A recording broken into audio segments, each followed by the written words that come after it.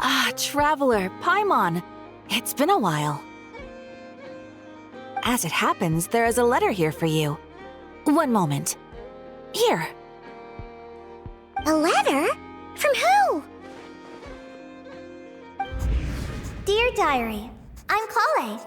I work as a trainee forest ranger under my master, Tighnari. I'm also studying at the Akedimiya. I've been getting better and better at reading lately.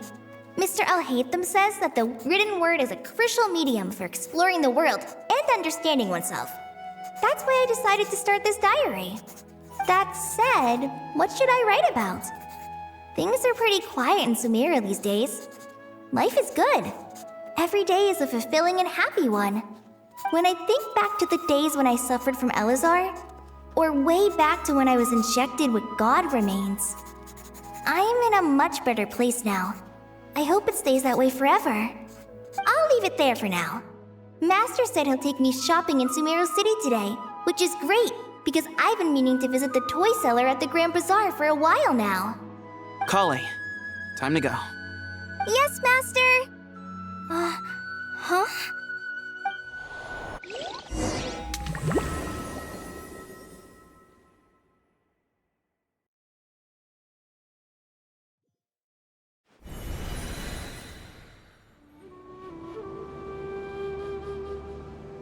What's wrong, Collei? Is there something on my face? No, sorry. I didn't mean to stare. Did Master Tighnari send you to pick me up? Master Tighnari? What are you talking about? Tighnari is the General Mahamatra. He's probably busy arresting criminals in Sumeru City. I mean, if that's what floats your boat, I can introduce you, but... Wait, Master Tighnari is the General Mahamatra? But what about Mr. Cyno? Sorry? Oh, you mean that guy who just joined the Vahumana Darshan? Rumor has it he's the leader of the Temple of Silence. If that's true, it's pretty impressive. Sounds like you've been getting to know more and more people since you joined the Akedimiya. That's great, but don't let your Forest Ranger duties fall by the wayside, okay? What's going on?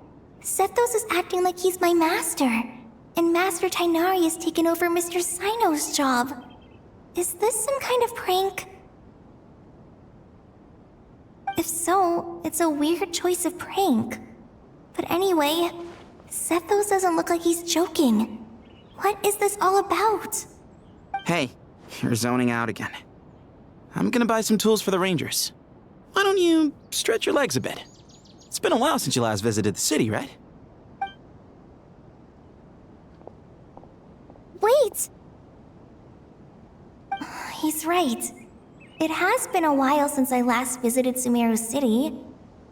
Was it always like this? I mean, it feels familiar, yet somehow... something seems different. Is this really Sumeru City? Lord Kaveh Bey, did you get a chance to review this month's accounts? Any feedback? You mean the version you sent over a few days ago? Yeah, I took a look when I received it. I was thinking that maybe our profit margin is a little excessive. I visited some of our commercial partners last month. Their earnings are very slim. Are you suggesting that we give up some of our profits for them? Well, since we have more than we need, yes. Making money for its own sake is pointless. Don't worry, I've already planned for it and the numbers look fine. We can adjust the rates starting from next month. Also, about that designer you hired, I've had to revise his proposal 3 times now, but he just doesn't seem to... Let's cut our losses. Pay him his fee and send him on his way. I'd like you to get Layla on this instead. She was Cyrus's student and she designed the Palace of Alcazarzare. Seems like a much safer choice. Who's sneaking around over there?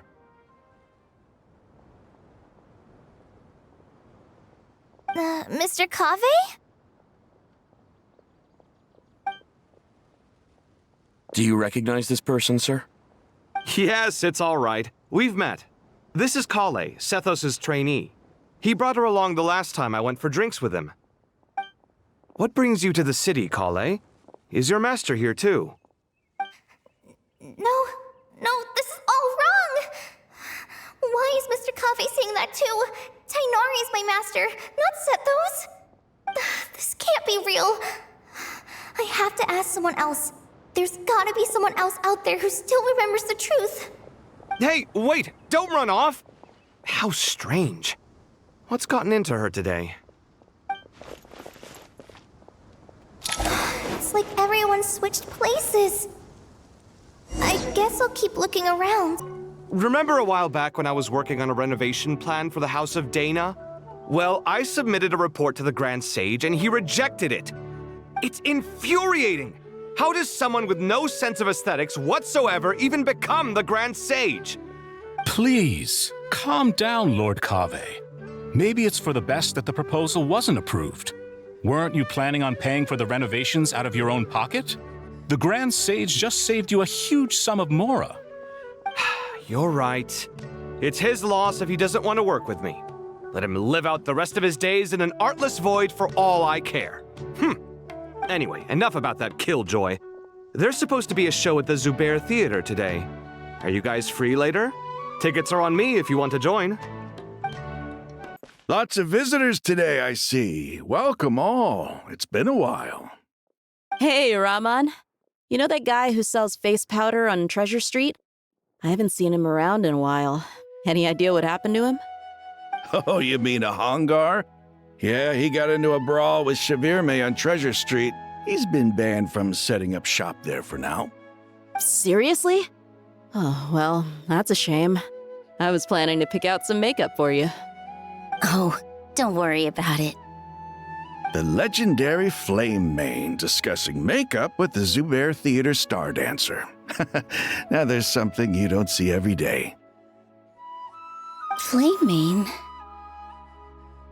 You know, I'm not actually sure when people started calling me that. Maybe the other Eremites thought I needed a fiercer title to scare people off?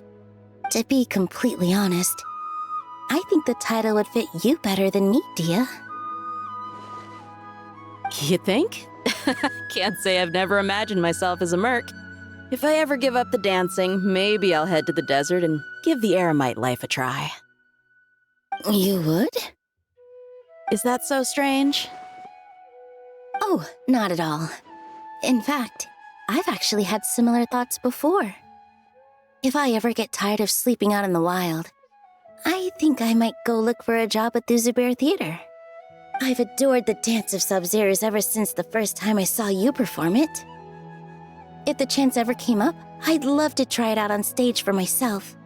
Really? If our manager Sataria heard you say that, she'd hold you to it. Probably grab you by the sleeve and never let you go again.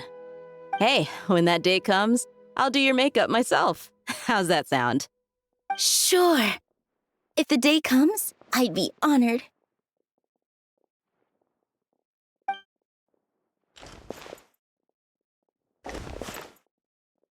Everyone I know, everything I've ever known. Suddenly it's all a jumbled mess. The question is, who's right? Them or me? My head feels so heavy. I can't think straight. Nilou, have you been to Aaru village recently? I've got a friend who I haven't seen in a while. I was wondering how she's doing. You mean Faruzan, the guardian of Aaru village? I saw her not too long ago. She seemed completely absorbed in her research. No change there, then. I'll have to catch up with her the next time I'm out that way. Hi, Mr. Cyno. What are you thinking about? There's a chapter in King of Invocations where the spirit of someone who died long ago possesses a living man's body.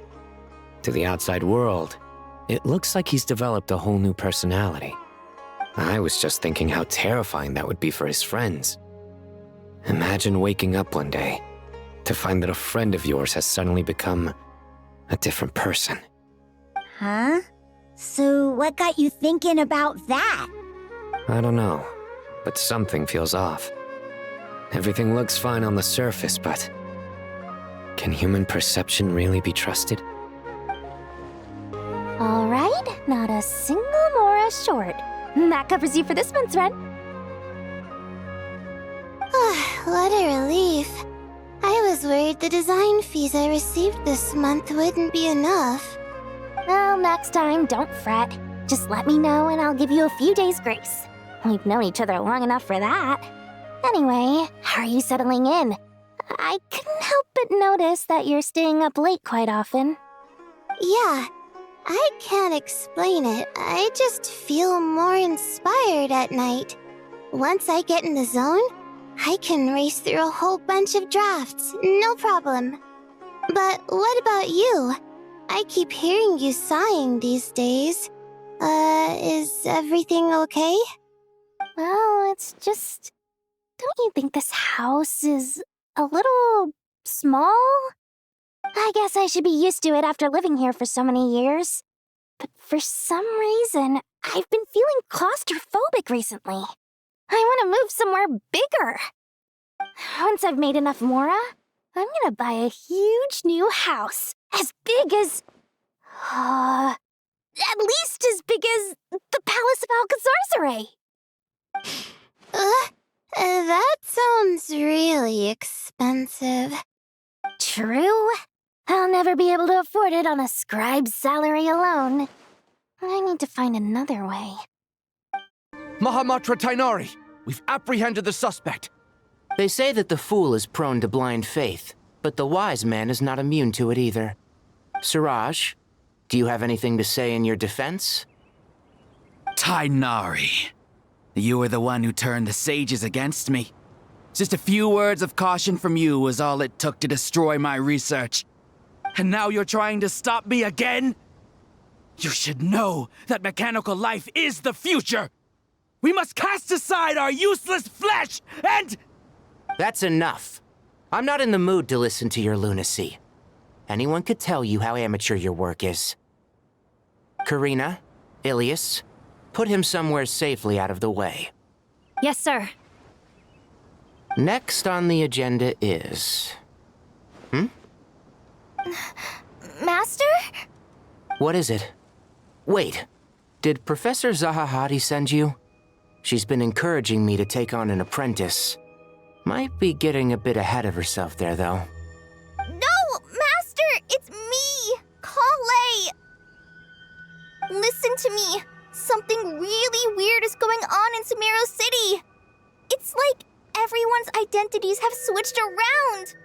You're not the General Mahamatra. You're a Forest Watcher. Just yesterday, we agreed to come to Sumeru City today to go shopping together and... All right, there's no rush. Let's back up a little. Your name is Collei, correct? Although this is our first meeting, you do seem strangely familiar somehow.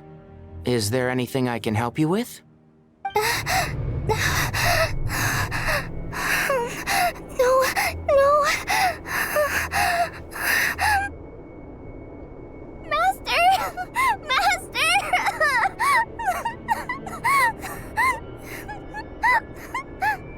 What is it? Huh? Did you have another nightmare? I've told you before, when you're tired, lay down on your back in bed and get some proper sleep. It's much better for you than napping on your front. Poor posture obstructs your breathing, which can lead to all sorts of weird dreams. Now, we're supposed to go shopping in Sumeru City today, remember? Cheer up. I'll take you to Hushang's. I heard he's got some new toys in stock. Go wash your face, take some deep breaths, and when you're ready, we'll head out. Okay. Thanks, Master Tighnari. So it was just a dream. And yet, dreams can sometimes be a warning of things that will soon come to pass. Who said that?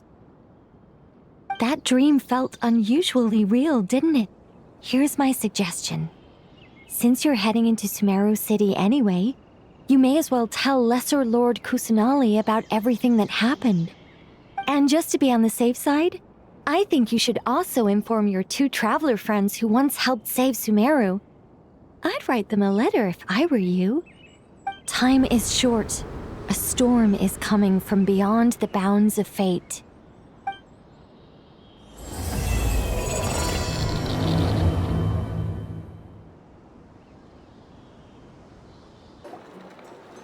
What a strange situation. No wonder Collei was in such a rush to write us a letter. Imagine waking up one day to find that everything around you has changed. You might not even recognize Paimon anymore. Oh, that's a scary thought. Let's get to Sumeru and find out what the heck is going on. Collei! Traveler! Paimon! Thank goodness. I'm so glad you made it. Of course. We won't let anything happen to you, Collei. So, what's going on in Sumeru City? Looks like lots of people are moving or something. Yeah, I was just gonna say. After I wrote my letter, Master and I went to Sumeru City and told the Dendro Archon everything that I experienced, from start to finish. She was silent at first. It seemed like she was deep in thought. Then the next day, we got told that she was ordering everyone to leave Sumeru City immediately and move to Caravan Rebot. The entire population of the city has to move? Not just Sumeru City. The evacuation also includes Lokapala Jungle, Avidia Forest, Ashavan Realm, and Ardravi Valley. Basically, everyone living in the rainforest must temporarily relocate to Caravan Rebot. Holy smokes! That's crazy! Yes, it's quite an operation. Even if people only bring the bare essentials, the scale is simply enormous. They've requisitioned almost all the Sumpter Beasts in Sumeru for the task, including the entirety of Dori's Sumpter Beast Park.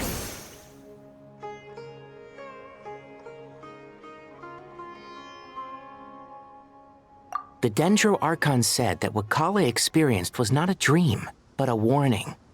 After our meeting, she immediately summoned the 6 sages to analyze the situation and discuss countermeasures.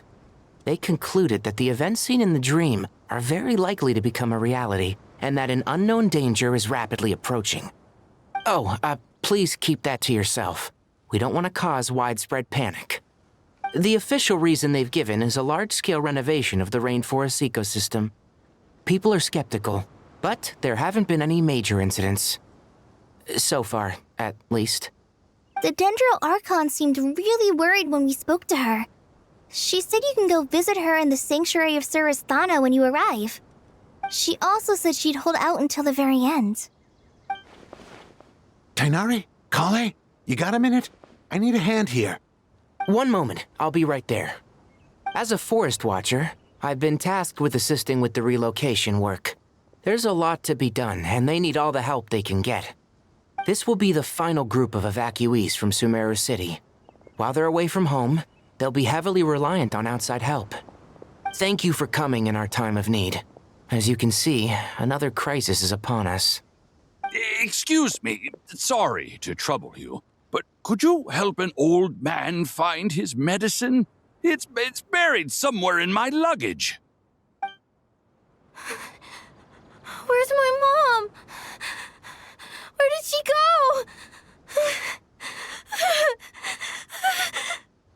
go? Don't worry, it'll be okay. Those items are worth a small fortune. Make sure you store them somewhere safe. You understand? I bet you thought you'd get away with this in the chaos, huh? Guess again. No petty thief gets past me.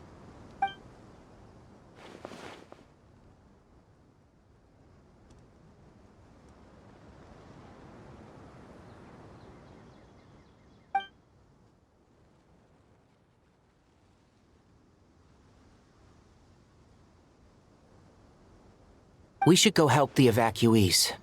See you around. I'm so glad that you believed me and came all this way to help. It means a lot. Please stay safe. Don't worry. We may not know exactly what's going on yet, but as long as we stick together, we'll find a way through this. Goodbye! Look after yourselves! Will do. See ya! Whew. Paimon's not sure how she found the words to comfort Collei because, honestly, she's kind of nervous herself. Let's head to the Sanctuary of Surasana and see Nahida. Who goes there? No unauthorized access to this place. By order of Mahamatra Cyno. Are you blind? It's the Traveler and Paimon. Surely you've seen them before. Huh? Oh, so it is. I'm sorry, I haven't been sleeping well lately. My nerves are a little frayed. The Dendro Archon is in a very vulnerable state at the moment. Mahamatra Cyno is concerned that our enemies might choose this moment to strike, so he's ordered us to strengthen our defenses. Just seeing you two again already puts our minds at ease. Please, enter. I'm sure everyone's expecting you.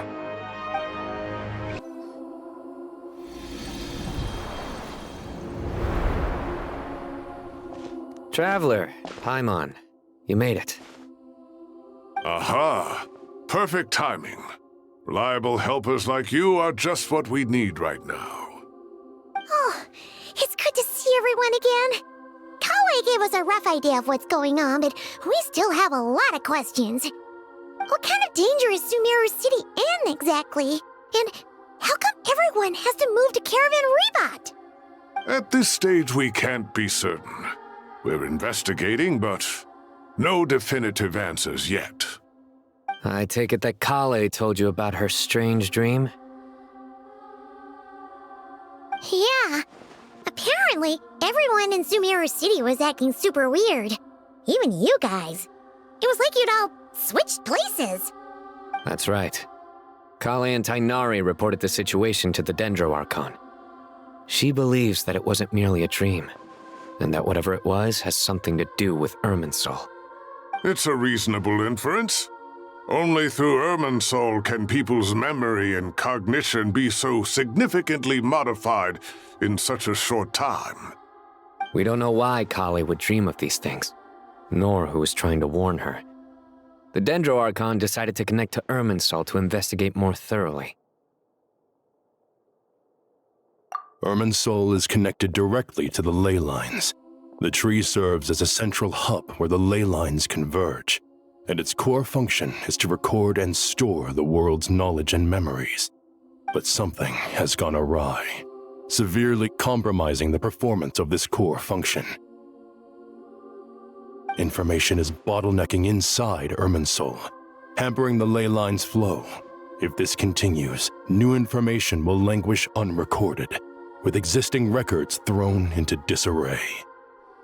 In short, the souls of the dead will be stranded, while the living have their sense of reality warped. In the long run, Collei's dream could well become a reality. And that's just the beginning. There's no telling what other nightmares could end up coming true.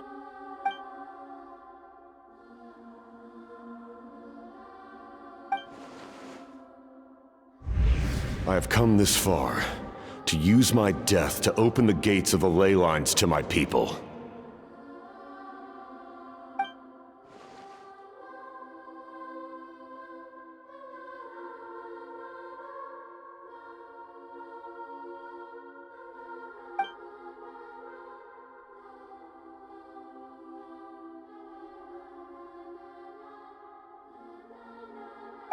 Faced with a growing backlog of information, the Dendro Archon decided to connect herself directly to Irminsul and take over the recording and processing function herself.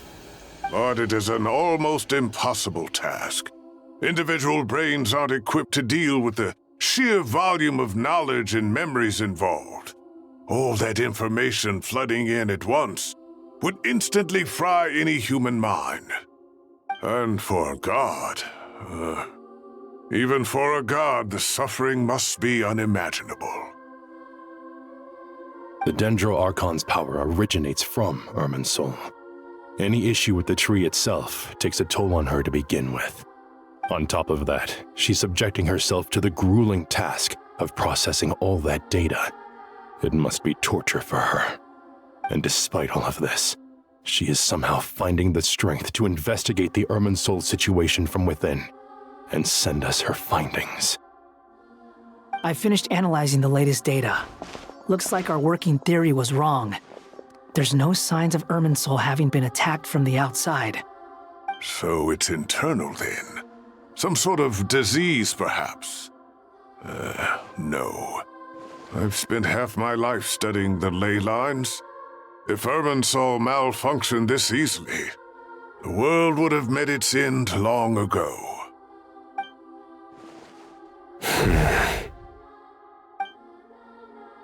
Cyno? What is it? Not long ago, I got a tip from the Core of 30 that a large number of unidentified merchant caravans had recently been spotted entering Sumeru through Beta Harbor. At first, I suspected that they might have something to do with all this, so I sent some people to investigate. But if Irminsul wasn't attacked from the outside... Don't you think there are more important things to worry about right now than guessing who's behind all this? It's been over 12 hours with no new intel. If even the Keeper of Irminsul is this badly affected, you can imagine how bad things are in there.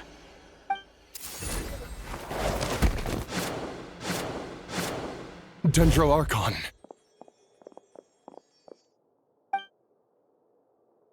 Nahida! What's wrong? Her breathing is weak, and her elemental energy levels are dangerously low. Looks like it's time to move to the backup plan. What's the backup plan? Get out of the city and take the Dendro Archon with us. The entrance to Irminsul is directly beneath the sanctuary of Surasthana.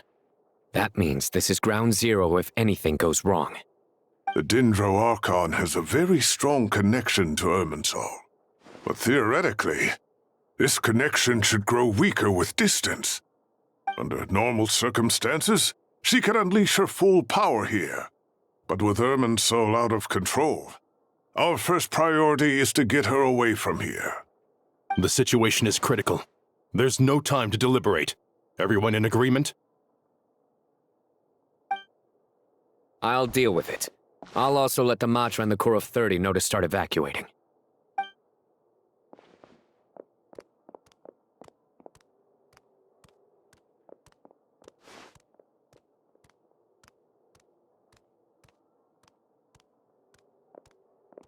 Let's go. No sense grieving when there's nothing more we can do. Agreed. We'll be back as soon as this is over.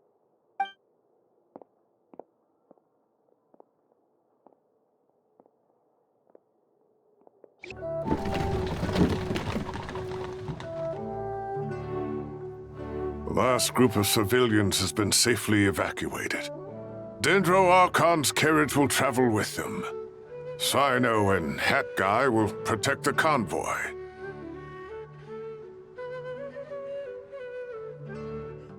With the Dendro Archon in a coma, we've lost our means of investigating the situation. And with Irminsul still deteriorating, we have no choice but to evacuate Sumeru City. Feels as though we're being pushed along by an invisible hand. Stop moaning, Cyrus. We're the teachers here. We should be showing a little more confidence, don't you think? A wise judgment. Let's move out to Caravan Rebot.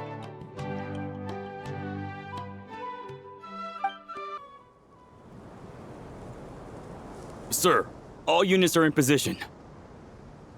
Good. Everything is going to plan. Interfering with Sumeru City is a necessary step, so do not hesitate. The Irminsul situation will not harm you. We need to speed things up here, too. We don't want to keep our client waiting, do we? No, sir. You have my word. Everything will be completed on schedule.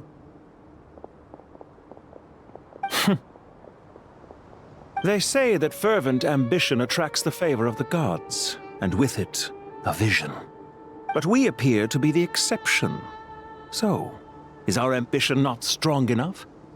Or does it threaten the very foundations of this world? That guy! What? you were lost in thought there. Do you have any ideas about what's going on? From what I know about Irminsul, the system doesn't break down that easily. I don't have the faintest idea who could have done this. Actually, one name did cross my mind. But, he's already dead. So, can I assume that this period of time away won't count as part of the rental period? Maybe we should deduct it from next month's payment. Sure. Great! Wait, why are you suddenly being so reasonable? What's the catch? I'm always reasonable with rental payments. Like the time I refused to let you use that wine you brought home as collateral.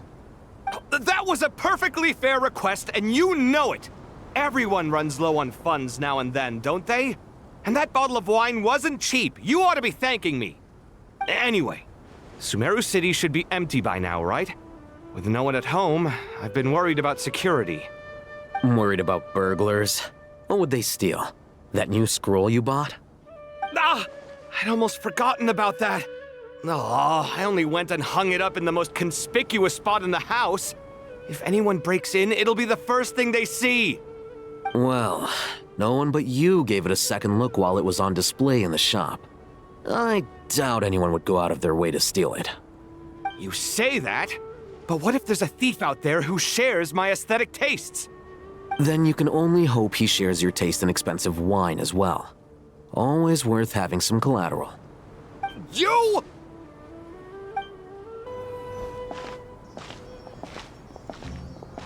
How is the Dendro Archon?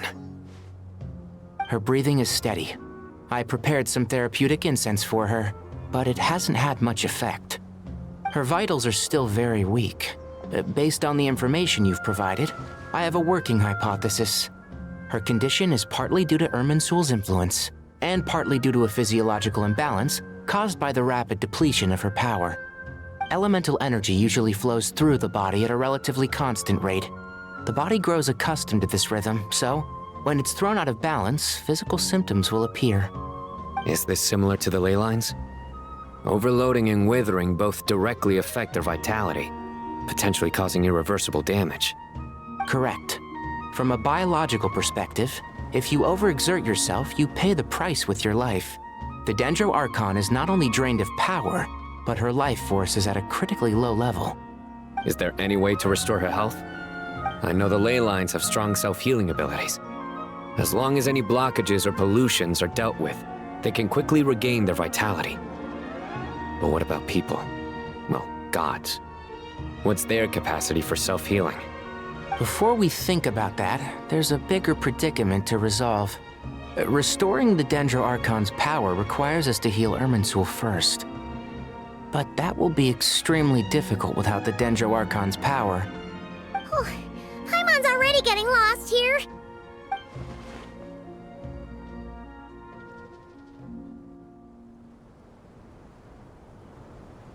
Master Tighnari and Cyno look so serious. I've not heard Master speak in this tone for a long time. Tighnari.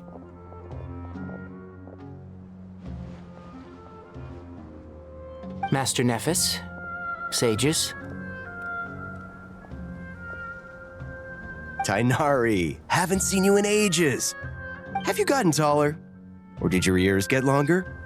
Hopefully the former, Uncle Dori. Cyno, where's Professor Cyrus? I thought he'd be with you. He went out into the wild to investigate the situation.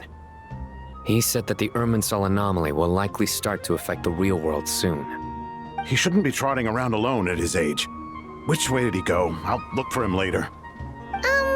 Would someone mind introducing us? Ah yes, of course. Allow me to do the honors. I'm sure we're all familiar with the Traveler and Paimon. They're the heroes who helped foil Azar's conspiracy and save Sumeru. These gentlemen and I are the 6 current sages of the Akedimiya. Dori and I are part of the Old Guard, while the other 4 took office after Azar and his clique fell from power. We have Sage Alkindi of the Spontamad Darshan, Sage Farnas of Kasharawar, Rataoist Sage Shakir, and finally Harabatot Sage Rusht.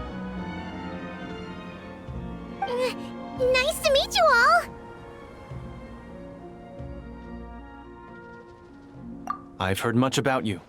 Delighted to finally meet you in person. You're younger than I imagined for someone with the power to stand up to fate itself. Thank you for lending your aid to Sumeru once more. Once we're on the other side of this, could we get a photo together? My daughter has a friend named Isak. He's always talking about you two. Of course! No true hero would deny a child their wish. Back to business. So with the Dendro Archon currently in a coma, the people have taken temporary refuge at Caravan Rebat, but they cannot stay here forever. We need to come up with a plan as soon as possible. For Nas, any thoughts? Well, firstly, having reviewed the data, I'm inclined to agree with your assessment. This doesn't look like an attack on Irminsul from the outside. Rather, it resembles a malfunctioning machine. Calculations going haywire and sparks flying. That being said, before we consider how to fix it, we need to understand precisely what has gone wrong. Furthermore, we somehow need to ascertain this without relying on the Dendro Archon's power. We have no direct access to Irminsul. However, we might be able to gather the information we need from the ley lines. Study the branches to learn about the trunk, in other words. Wait, is that what Cyrus is up to? No wonder he ran off to research in the wild. Curse, always one step ahead of me, isn't he? I heard that while in the sanctuary of Surasthana, the Dendro Archon had to serve as the central information hub herself. This is a clear sign the situation within Irminsul might be far worse than we can imagine. Irminsul is vital not just to the safety of Sumeru, but to all of Teyvat. We must be the ones to bear responsibility for this world. To be on the safe side, I think we need to consider some backup plans. Are you saying we should consider a scenario in which Irminsul is completely destroyed? I'm merely pointing out that the possibility exists. You have a valid point. But until worst comes to worst, I believe we should focus our efforts on resolving the Irminsul anomaly and helping it recover. Collei, I understand that you were the first to foresee this crisis. If it's all right, I'd like to talk with you about it in more detail. Of course, but even I don't know how I came to have that dream. If there are no signs of external damage, could it be a stress fracture? Metals tend to suffer from this issue with long-term use, and Irminsul has existed for centuries, after all. It's possible, but surely a stress fracture would be more likely to cause a complete shutdown rather than chaos. Sages, General Mahamatra, sorry to interrupt, but something has come up. What happened? Some citizens didn't believe that Sumeru City was really in any danger. They slipped away and hid during the relocation, intending to return home. How many people are we talking? About a dozen. Sakura found them while on patrol, but they appeared to be suffering from psychosis. For whatever reason, they were trying to kill each other. By the time we arrived, there were only 2 survivors.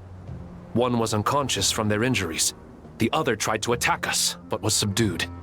Where did this happen? Near Yasna Monument. That's not far from Caravan Rebat. Master. I know. The Irminsul anomaly is beginning to have effects in the world. I didn't expect it to spread to Yasna Monument so soon.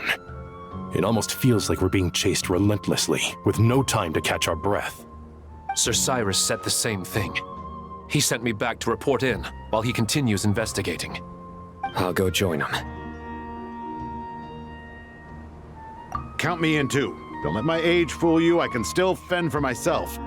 Very well. Meanwhile, the rest of us will continue discussing our next steps. Get back soon. Take care of yourselves. It's getting dangerous out there. Don't be nervous, Collei. I just wanted to ask, have you ever had similar dreams to this one before? Similar how?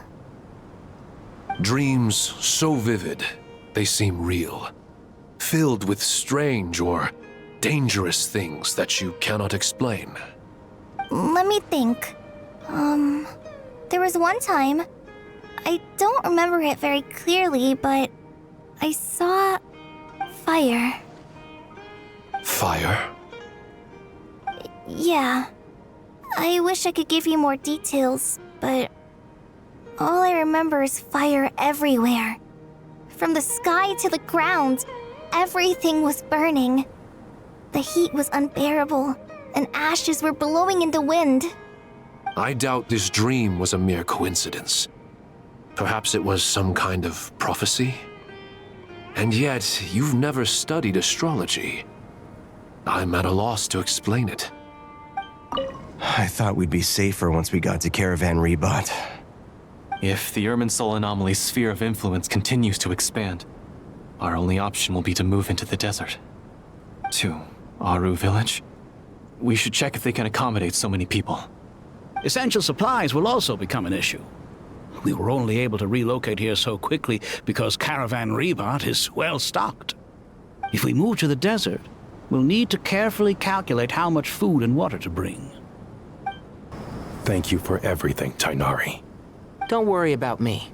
I'm fine. But if you don't mind me saying so, Master, you're looking a little nervous yourself. I only just got appointed as Grand Sage, and now this happens. It's quite overwhelming. Looking back now, I don't think I handled the situation with Azar very well at all. Yes, I protested, but I went about it the wrong way. Instead of helping, I just ended up getting locked away. Now that I'm the Grand Sage, I have to be responsible for everyone's lives, including the dozen or so who fled to Yasna Monument. I can't help but blame myself for their deaths. It's only natural that you want to do the best job you can, but Master, we both know perfection is impossible. You're right. We may well be heading into the desert before long. Feeling up to it? We left in such a hurry that I didn't bring any sun lotion, but I'm sure I can make some from local ingredients here. That was a big part of my graduation thesis, after all. Still remember? Of course, like it was yesterday. I remember asking you if you'd like to stay and teach, but you turned me down without a moment's consideration. Anyone else would fight tooth and nail for the chance to research by my side, but you couldn't get out the door fast enough. Weren't you afraid I'd hold up your thesis and stop you from graduating? If you'd pulled a move like that, I would have reported you to the Matra right away. You wouldn't give me a second chance? What about the bond between mentor and student? No, Master. I would not sit by and watch you go astray. Very good. Then I taught you well.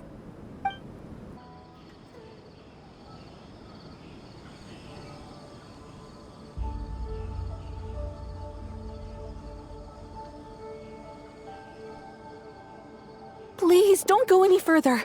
As you get closer to Sumeru City, there's no knowing what dangers you might encounter. So this is our mentally disturbed man?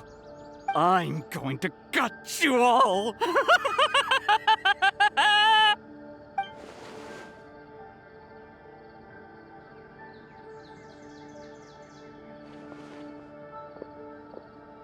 Cyrus, you didn't even bring a single guard?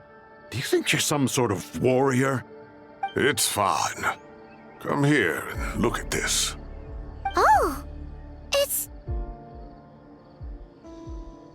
That's right. Flowers that bloom from openings in the ley lines, indicating some sort of anomaly. I don't believe I've ever seen a color like this before. Did you discover it nearby? Not just here. Way over there, too. They're everywhere. There's even more in that direction. How did you ascertain the situation further ahead? Didn't you just say that we can't go beyond this point? Yes. This area is relatively safe so far, but if you continue forward, delusions will start afflicting your mind. However, some vision-bearing mercenaries were able to maintain their sanity a little better. They're the ones who brought back news from further afield. Cyno, do you remember the class I taught on dissecting ley line blossoms? I do, Professor. I received full marks in that course. Good.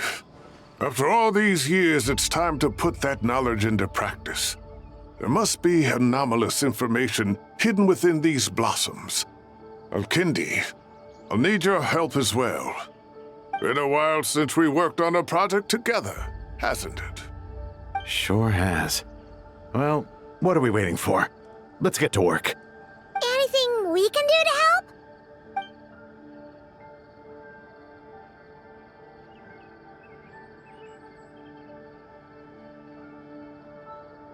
Will you need my help? All right, well, don't go too far. There's too many unknowns at this stage. Let's regroup at Caravan Rebot later. Don't worry if you don't show up. I'll come and find you.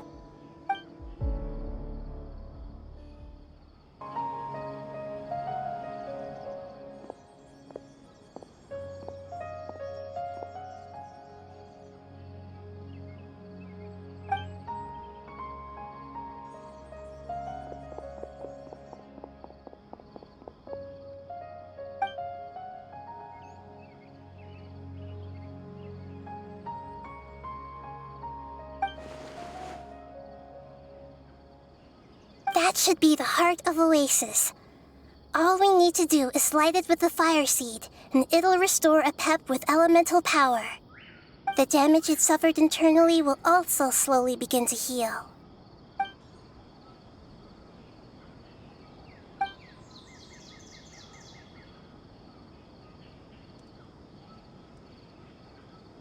What is it? You thought of something?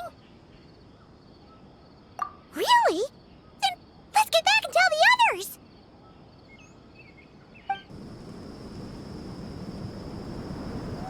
Whew. Glad to see you've returned safe and sound. Any longer and we would have gone out looking for you. Well, this is a nice surprise. Paimon sure feels better with everyone we know here. We've made some progress, so let's start by giving you and Paimon a quick update. By dissecting the Ley Line's blossoms, we've been able to deduce that although Irminsul is experiencing an anomaly, it has not completely rejected access from the outside. The Dendro Archon has the power to connect to Irminsul, but there's also another way. I assume you recall the devices everyone was wearing when you first arrived in Sumeru? Devices? Oh, wait. You mean... The Akasha terminals? That's right. Of course! It's been so long, Paimon almost forgot all about the Akasha. Wasn't it shut down, though? Yes, but although the system isn't currently operational, the technological infrastructure is all still there. And it turns out that a certain someone gets so bored at work that he's actually read through every single one of the instruction manuals. No prizes for guessing who that was. If praising others is that embarrassing for you, you can simply spare yourself the ordeal. As much as it pains me to say anything nice about him, there's no denying his intelligence. He rarely forgets anything he's read. The Akasha is exactly what Sumeru needs at this moment. Between us, we should have all the knowledge and expertise we need to get it up and running again. But if I recall correctly, doesn't the Akasha need a Gnosis to function? That's exactly right. The Akasha relies on the Gnosis as a power source, and in its absence, we'll need to find an alternative. To tackle this problem, it looks like we'll be relocating once again. Namely, to the Temple of Silence. Ring any bells? It's the only major institution in Sumeru dedicated to preserving the knowledge of King Deshret's civilization. You might find the answers you're looking for hiding there. I agree. There's a good chance. Master Naphis and the other sages have discussed it. As the chaos from Irminsul continues to spread, Caravan Rebot won't be a safe haven for much longer. We have to move into the desert next. The scholars and sages will head to the Temple of Silence, while the civilian population seeks refuge in Aaru village. The Eremites will keep everyone safe during the journey, and Candace will be there to receive us at the village. This leaves us just one thing to worry about. That Dendro Archon. She's very weak. We can't afford to wait until Irminsul is fixed. There has to be another way to help her. Huh, Wow, luckily, the Traveler had a eureka moment while we were out investigating. Really? Wow, nice one, Traveler. Let's hear it. What say our Amorta experts? Theoretically, it's feasible. From what you're saying, although elemental life and elemental energy have their differences, the Dendro Archon has explicitly stated that she can imitate the power of the former. In which case, as long as Apep is willing, she should be able to convert her own power into a form that the Archon can use. It wouldn't be difficult for her at all. The only problem is convincing her to help.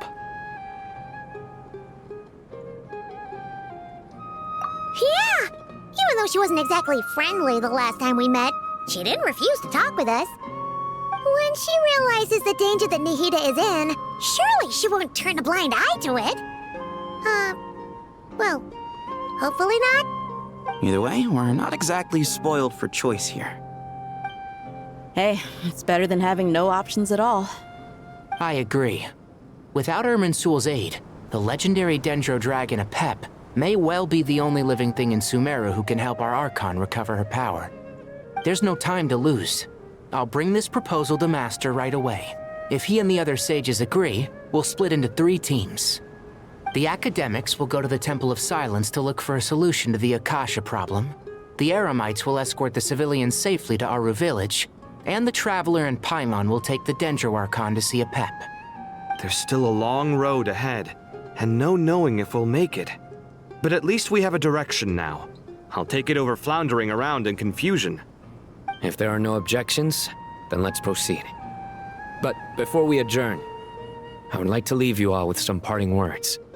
No matter the distance between us, there will always be an invisible force tying us together.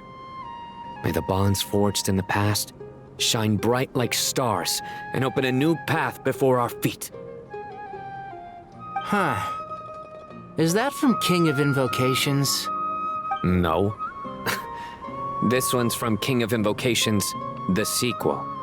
What's the difference? The sequel's much cooler. Couldn't agree more. Well, it was very apropos. Once this is all over, I'll give everyone a copy of King of Invocations and the sequel to show my gratitude. Come on, let's get moving.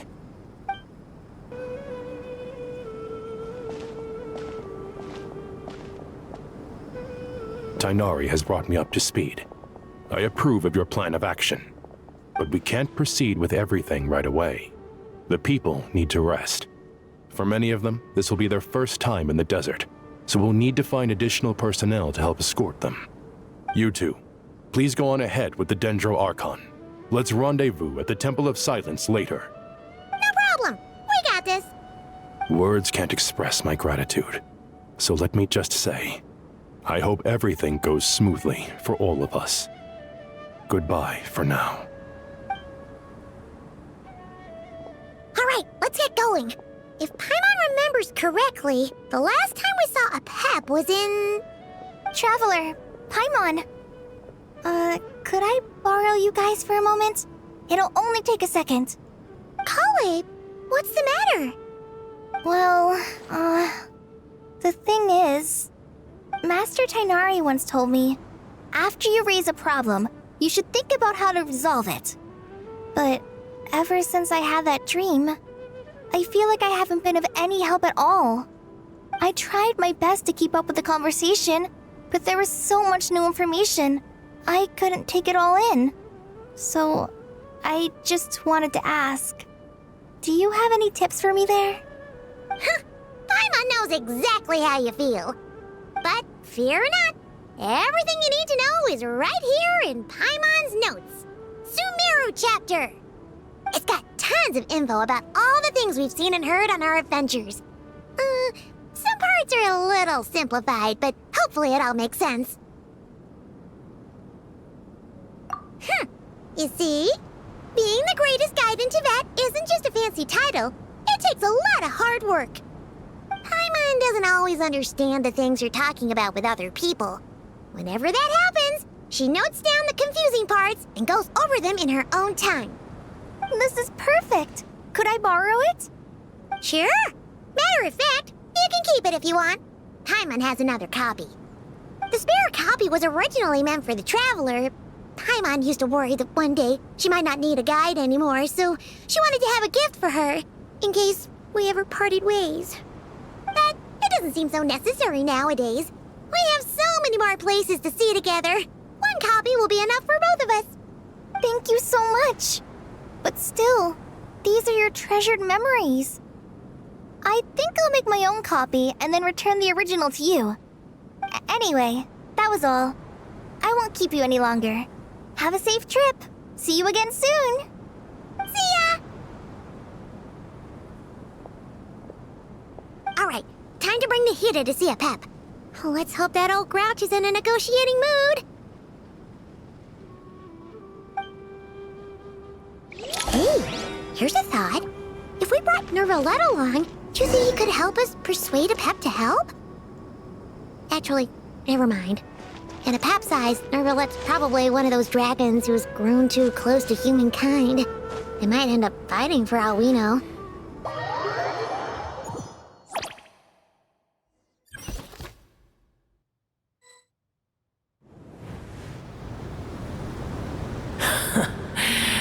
I had a feeling your kind might come calling. The ley lines are in disarray. Something has gone wrong with Irminsul, yes. Even from a great distance away, I can sense that Sumeru is headed for destruction.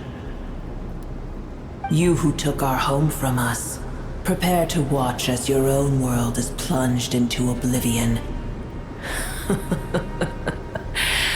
Oh, how the cycle of history comes to a poetic conclusion. This isn't a joke, Apep! Nahida's in grave danger! Can you please help her? Is she now? Then do explain. For what reason should I lend Booer my assistance?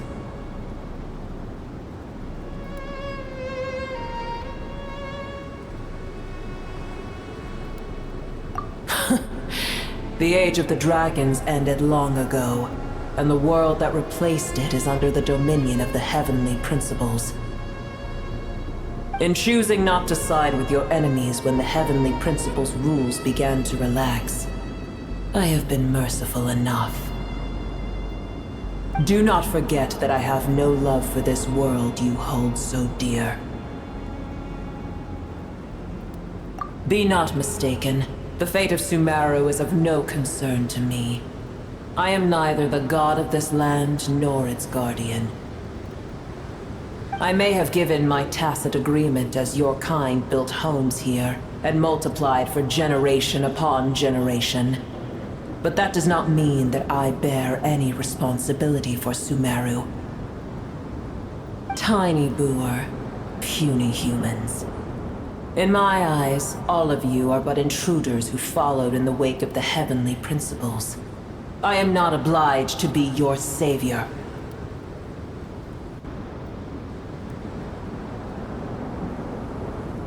Apep, if you truly despise gods and humans so much,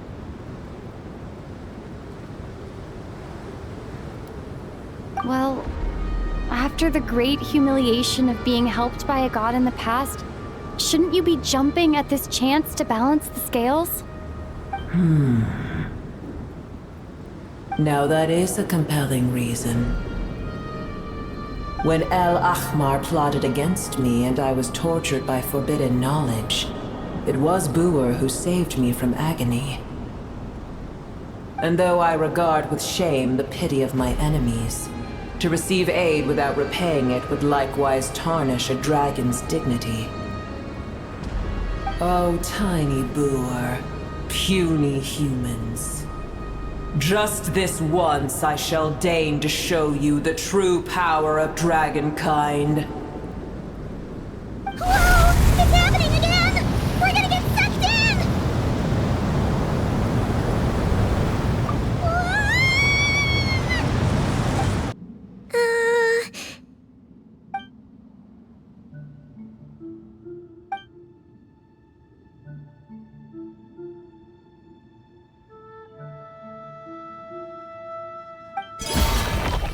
It is done. The heart of Oasis is supplying her with life force as we speak. It shall not be long before she recovers. But I should warn you. Booer's existence is closely intertwined with Irminsul. Unless the issues plaguing it are resolved, she will never completely recover her former strength. Oh, thank you. Spare me your words of gratitude.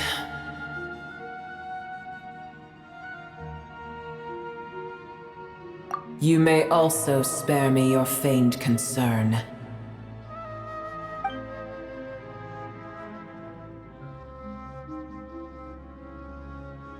A dragon's sovereign's power is far greater than you can imagine.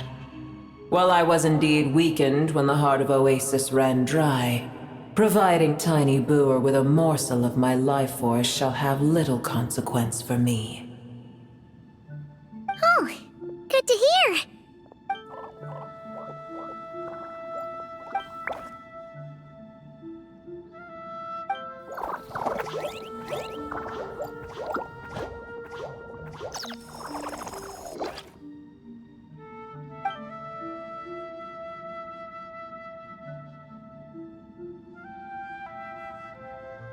Ever held in high favor, I see. Oh, well, you know. The compliment was sincere. Simply accept it.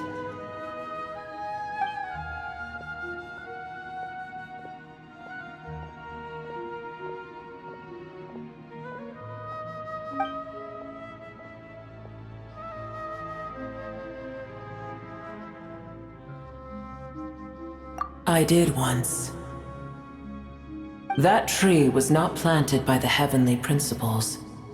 Irminsul existed before they ever arrived in Teyvat. What? There was a time when it belonged to Teyvat, to dragonkind. Its appearance and function then differed greatly from today. The ley lines flowed with an abundance of a familiar, primitive form of elemental energy. You may know it as the power of the Light Realm. The heavenly principles usurped and refashioned Irminsul, made it serve humanity, and used it to anchor the fate of the world. Yet in the end, humanity has failed to protect it. Heavenly principles, God of gods. It makes me sick. The enmity between your kind and mine can never be bridged. As things stand today, holding a grudge against you would serve no purpose. But there will come a day when we reclaim this world for ourselves. The opportunity will arise no matter how long we must wait. I can already sense that far away from here, the Hydro Dragon has wrested his authority from the hands of the usurpers. Though we have yet to meet, I know that we are both preparing for our revenge day and night. Uh-huh.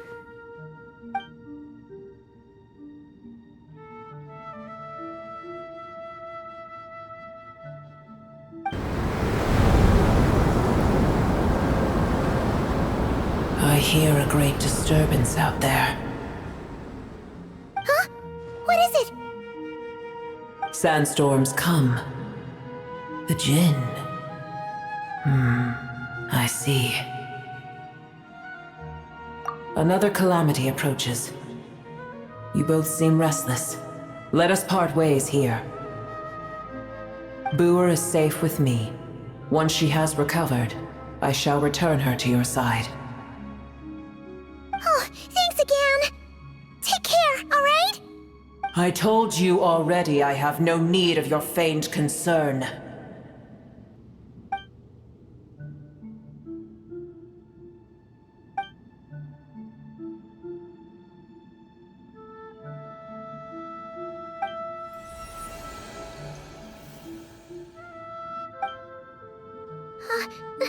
Nahida?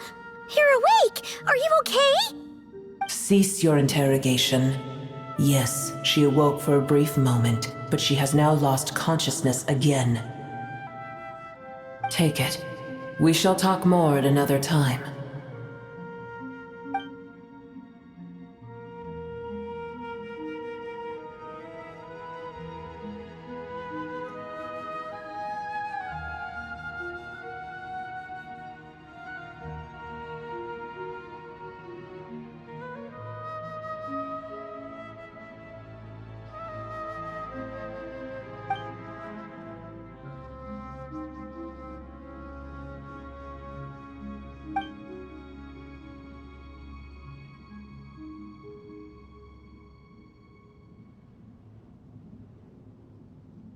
Did you just dump us in the middle of nowhere? Wait. No! Paimon remembers now. The Temple of Silence is over that way. Come on, let's go find the others.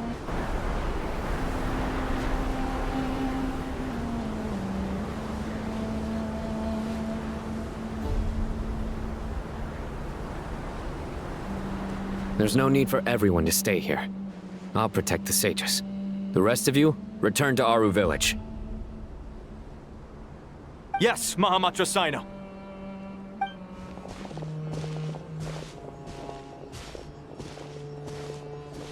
Cyno! What's going on? You're back. How is the Dendro Archon?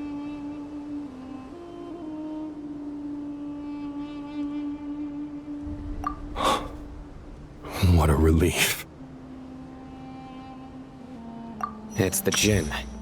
Countless Jinn have stirred up violent sandstorms across the desert, blocking our path to the Temple of Silence. Tighnari and Collei have returned to Aaru village to help. The Jinn are being highly aggressive, so both the village and the merchant caravans require protection. It's just one thing after another. Where did all of them come from anyway? In all my trips to the desert, I've never seen anything like this before. As I see it, the only possible candidate is Gurabad. Gurabad? Baladuri could explain in more detail if he were here. All I know is a rumor I've heard about from previous trips to the desert. Supposedly, a great number of dormant Jinn lie sealed beneath that city.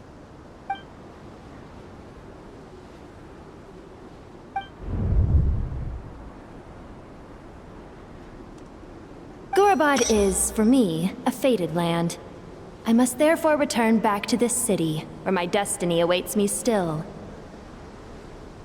My master, I am sorry that I couldn't stay by your side for long, and that I could not have more time to get familiar with you. Ley Liloupar.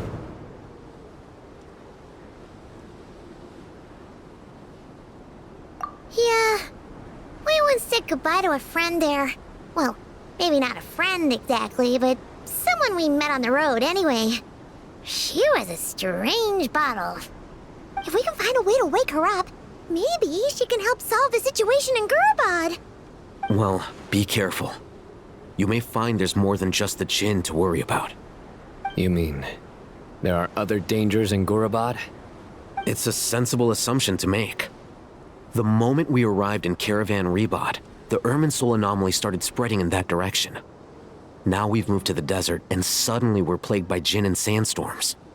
To call it a coincidence would be a stretch. Don't worry, we've gotten a lot stronger since our last stint in Sumeru.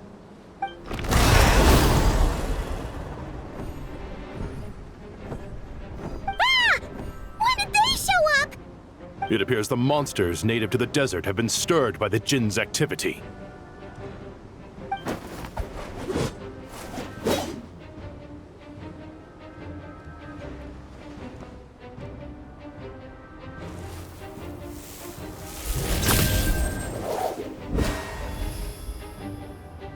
You should get going. We'll take care of things here.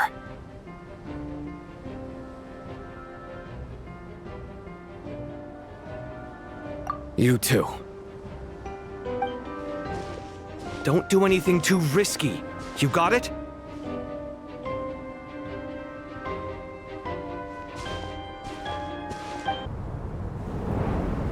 It seems my subordinates failed to stop you in your tracks.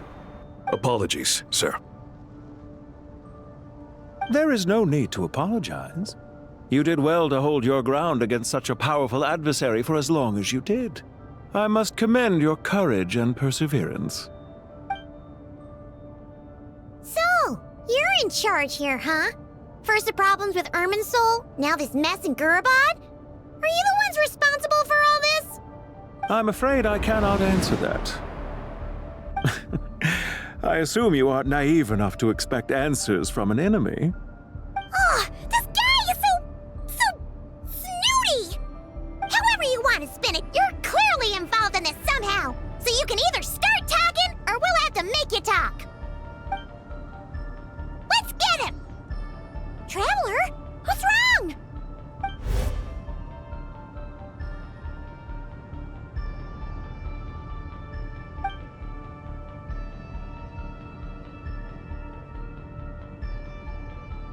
You're remarkably calm.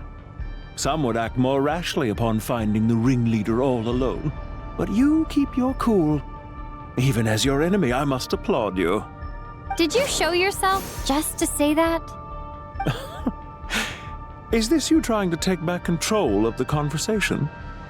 Unfortunately, I really don't have anything to say to you. I am here merely to indulge my own curiosity. Your names are well known among the Fatui. Naturally, I wanted to observe you up close while I had the chance. Hey! Don't treat us like we're some kind of exotic animals in a zoo! Oh, I wouldn't dream of it. You seem rather predisposed to misunderstand me. I'm quite aware that you are both heroes of great renown. You have resolved crises in many nations and won countless allies along the way. I've been following your adventures with great admiration. My only regret is that the trajectory of your journey conflicts with our goals. What do you mean, admiration? Sorry, but that sounds pretty weird coming from you. I don't see why. We may happen to occupy opposing sides, but there is no cause for deep-seated enmity between us. To respect one's enemy is to respect oneself. Well, now that you're observing us up close, what do you see? I've observed as keenly as I can. Yet, while I endeavor to understand, your true strength remains a mystery to me. Violence is not my area of expertise either, so, you see, I would much rather converse with you like this than determine a victor with the edge of a blade.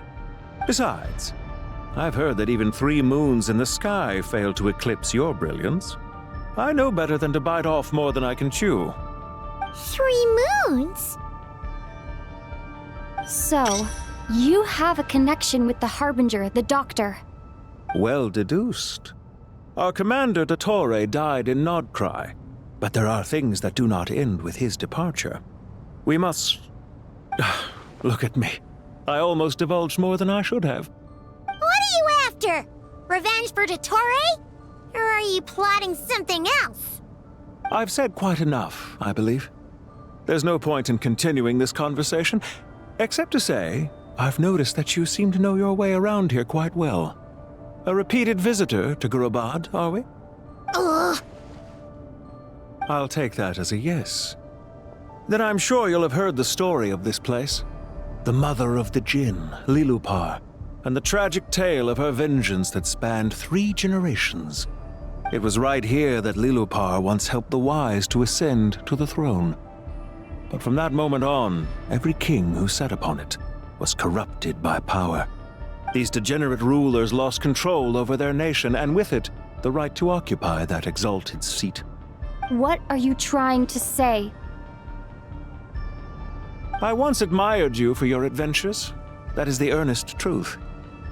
But it appears to me that your journey serves ultimately to uphold the rules of this world. Are these rules truly just? Does the heavenly principles rule with wisdom or folly? And how can we be sure that the 7 who wield authority over the world will not be corrupted? Do you seriously think you're gonna convince us of anything? Convince you?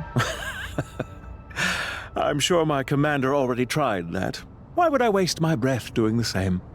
If a few words from a stranger were enough to make someone completely change their stance, it would only prove that they never had a firm will to begin with. I am merely stating my position, so that we might understand each other better. One's enemy in the present may not necessarily be an enemy for life. As for what game I'm playing here, I'm simply buying some time. But now I must bid you farewell. It was a wise decision not to attack me immediately. Since you did not fall for my ambush, I will now have to ask those in hiding to reveal themselves. Leave this to us, sir. Very well. I trust you to do what is necessary. Stall her while I execute the next step of the plan. Sumeru City, Irminsul.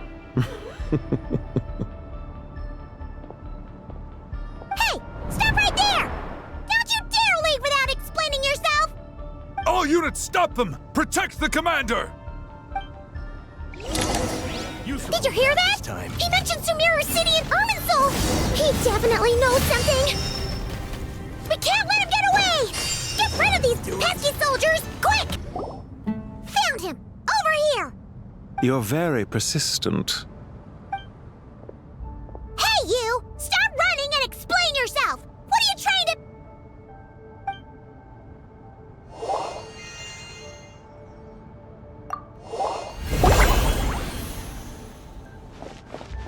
What's this? Relax. A small trap like this won't be enough to hold you. The sandstorms from Gurabad will die down soon enough, but this small window of time was all we needed to launch the next phase of our plan.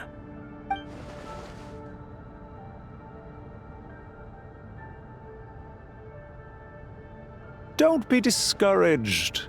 I knew that someone would come here eventually, so I planned ahead. Where to chat with you, which door to exit from, even which mechanism to wait by for you. I thought through every detail. You, meanwhile, know nothing of who I am. So far, you've only heard my voice, and for all you know, it may not even be real. But not to worry. This is only our first meeting. It shan't be our last. Just answer me one last question. Why do you continue to follow Dottore? He has conducted countless cruel experiments, even on his subordinates. Follow isn't quite the right word. Let's just say even those you see as villains have their friends, even if they aren't the most sincere of friendships. When any set of rules is established, there will be those who benefit and those who lose out. People will do anything to justify what they have gained or escape from the hardship imposed upon them. Neither he nor I are tolerated by the rules of this world. We were both searching for a new order. Our ideas of the final form that should take may have differed, but our journeys took a shared path. Goodbye, Traveler and Paimon. I wish you a timely escape, albeit not too soon. I will need a little more time to prepare, after all. Hey! Come back! Wait, this dark wall. We've seen these on our adventures before. It swallows people up! Oh, I'm sorry. She shouldn't have jumped the gun! Oh, okay. He may have fooled us this time, but we'll get it back!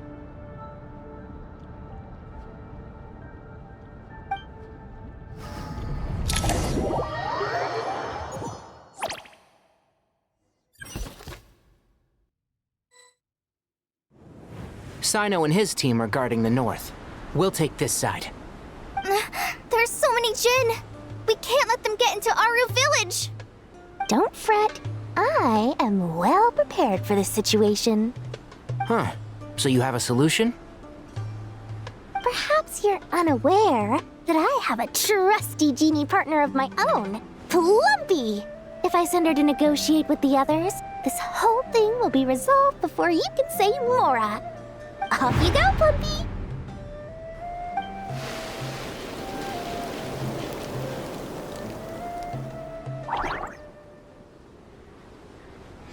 Come on, what's the holdup?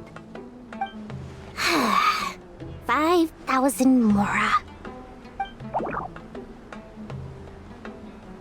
20,000 Mora.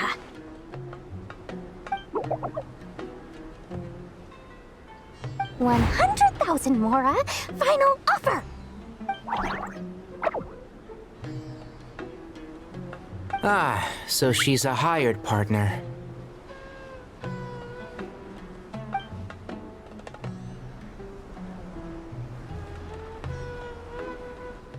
hired partners are reliable too. Plumpy here is a highly skilled negotiator. You'll see. Just a few words from her and...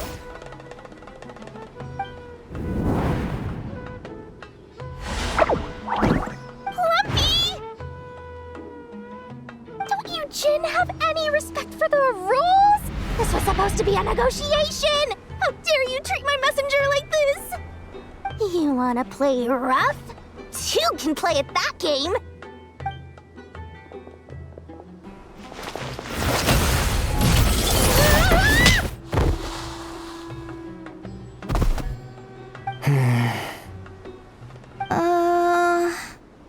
Looks like it's up to us now. Be careful, Collei.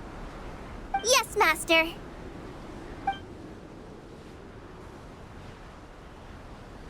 What happened? How did I pass out? Never mind. Bumpy, it's time for revenge. You know, this reminds me of when you first arrived in Avidya Forest. You were trying to help a child retrieve a lost toy when you stumbled upon Spino Crocodile territory by mistake. Yeah, I remember. Our first time fighting side by side. Fighting side by side? I seem to recall swooping in to rescue you with a team of forest rangers. Please stop. There's too many of them! I can't believe I used 12 rare items in one battle. Ugh. I shudder to think how this is going to affect this month's accounts. The sight of that glaring deficit might be more than my poor heart can take. Tighnari, how's the situation on your end? We held the line, though it was a close call. But it looks like they're preparing for another attack. Has something happened? They've breached our defenses in the south. The Jinn are pouring in. We're moving the villagers to the north as we speak. We're hemmed in. This is getting precarious. Our margin for error just got a lot smaller. That's why we wanted to confirm your status. We need to consider our next move carefully. Bad news! Another line of defense has been breached.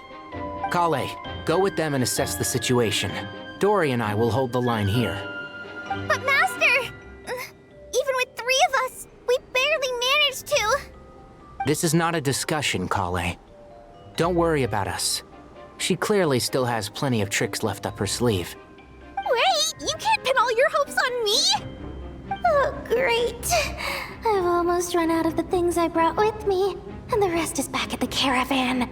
I should be able to hold out for a little longer, but still...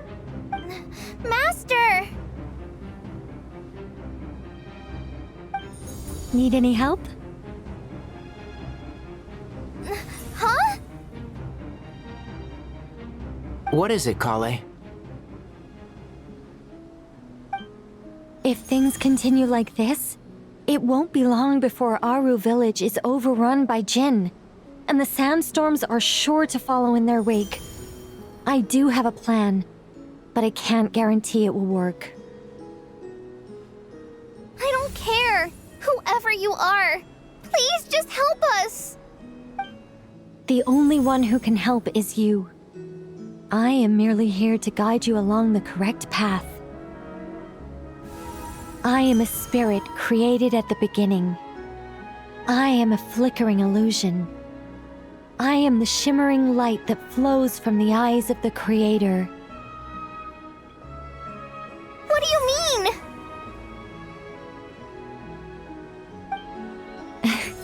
It doesn't matter. You don't need to understand it. Just repeat after me, one line at a time. Watch out! Jinn incoming!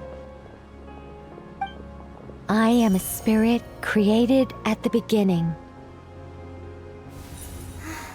Here goes nothing. I am a spirit created at the beginning.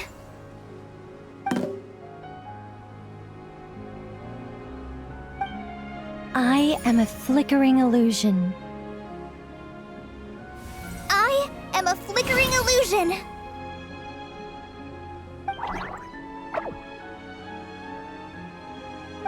wrong, Plumpy? I've never seen you so agitated before. But how do you... Do you know what Collei is reciting? I am the shimmering light that flows from the eyes of the Creator.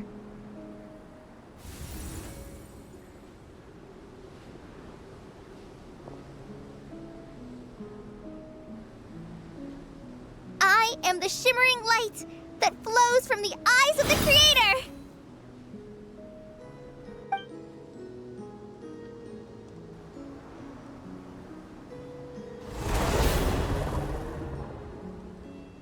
It's a song composed by the goddess of flowers, but very few records of it remain, even in historical texts. All we have is a few fragments. Is Collei an avid historian? Not to my knowledge. The Jinn have actually quieted down. Although... no, it's more than that. It looks like they're showing... submission. Clearly the songs left by the goddess of flowers have a soothing effect on them. At the very least, they're much calmer now. Really? Let me try. I am a spirit created at the beginning.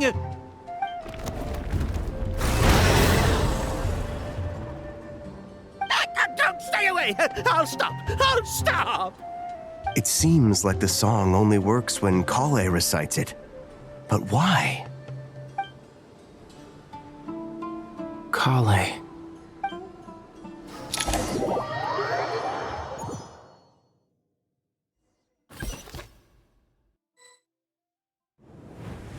Yeah! Any luck?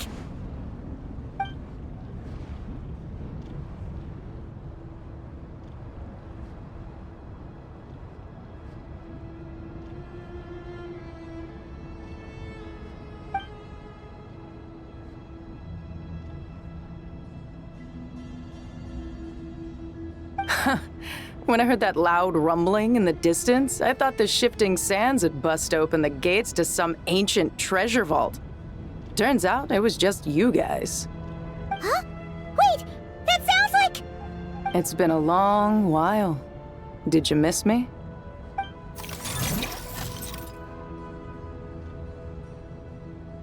Jeht! Ben! Let's save the catching up for later. First, I gotta get you guys out of there. This should be the right mechanism. Ben, can you handle it?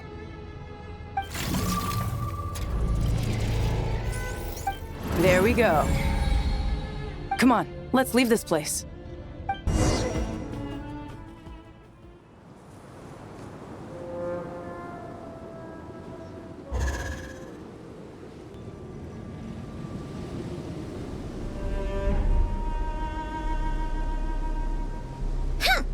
Fatui sure made themselves scarce. It's like they were never here. The Fatui? They came to the desert again? Yep. No idea what they're planning this time. They were being very coy about it. How have you been, Jeht? Well, since we last met, I've started my own band of mercs. We've actually made quite a name for ourselves. Oh, yeah. On a slightly different note, I have some good news. I finally took care of Masira. Not much to write home about. It was just another day. Found his hideout. Dragged him out of his cozy little bed. He tried to talk me into seeing his point of view, as usual. But I'm way past that by now. There was nothing he could say to save his life.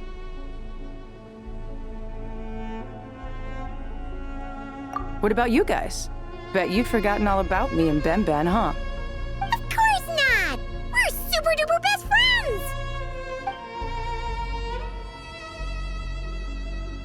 Wow. Sounds like I should make time to visit some other nations too. Anyway, what brings you to Gurabad? Oh, right. Paimon almost forgot. We're here to look for Liloupar. That bottle? Seriously? Yeah!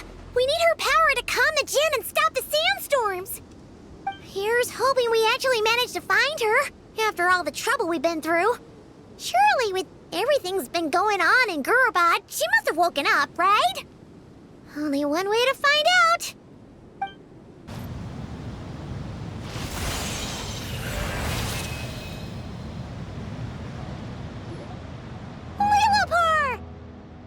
What a long dream that was.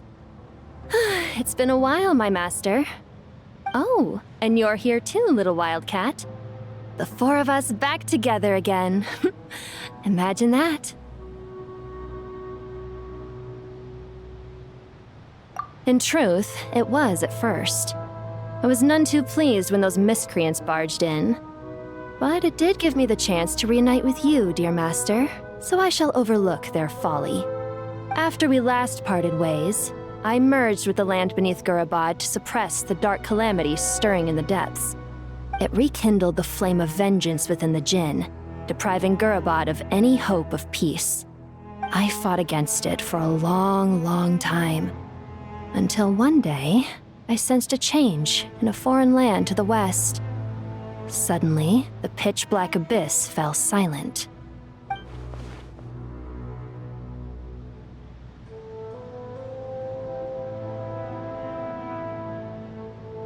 Once satisfied that that dark power could no longer bewitch the Jinn, I too fell into a deep slumber, from which I have only now awoken. Why have you returned to Gurabad, my master? And why is my sand-swept homeland in disarray once more? Well, basically, Sumeru's in danger and a lot of our friends are affected. Some bad guys messed around with Irminsul and now they've released the Jinn in here. We managed to chase off the culprits, but we have no idea how to seal this place back up and stop the sandstorms. Child's play. I shall quell the Jinn and scatter the storms. Thank you, Liloupar. No need to thank me, my master. I have granted many wishes in my time, and this was the most trivial of them all.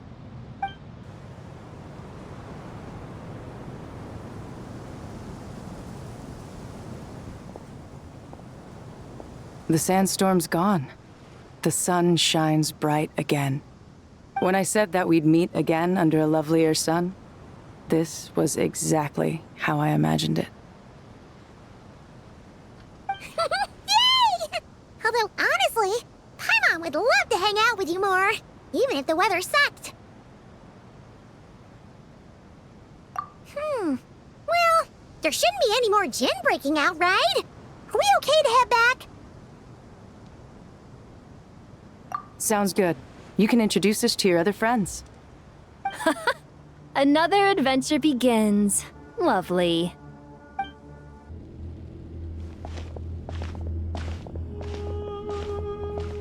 So, this is the Temple of Silence. I've heard the Nagarjanites mention it in passing, but I never imagined it would be this big. It's colossal. I thought the temple moved to the rainforest ages ago. When did they scamper back into the desert? I don't know. This plan sounds a little too risky for my liking. Even in King Deshret's day, this was experimental technology. We have no idea what could happen if we activate it. Well, unless you know of another viable alternative for the Akasha terminal, I'm afraid this is our only option. The plan is sound, and the risks are manageable. However, if we are to proceed, we must act quickly. The scale of this project is enormous. Even with Kaveh, Faruzan, and every other scholar of mechanics working on it full-time, the proposed modifications won't happen overnight.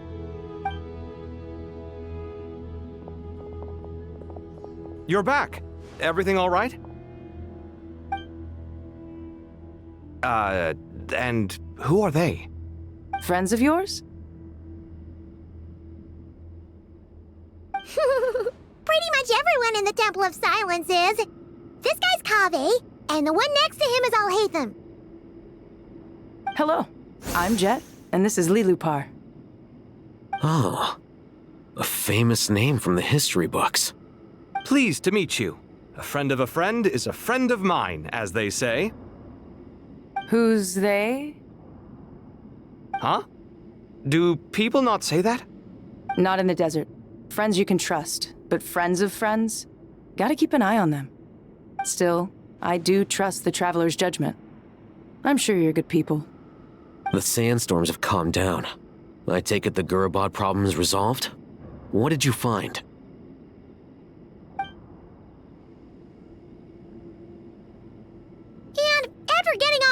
army with us, he trapped us there. Luckily, Jeht used the mechanism outside to free us, and then we got Liloupar to put a stop to the chaos. Wow. Thanks for being there to help them.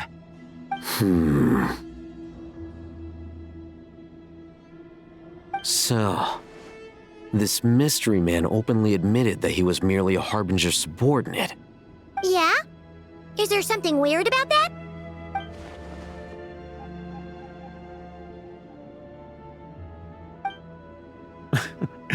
I assume you aren't naive enough to expect answers from an enemy. Well deduced. Our commander Dottore died in Nodcry.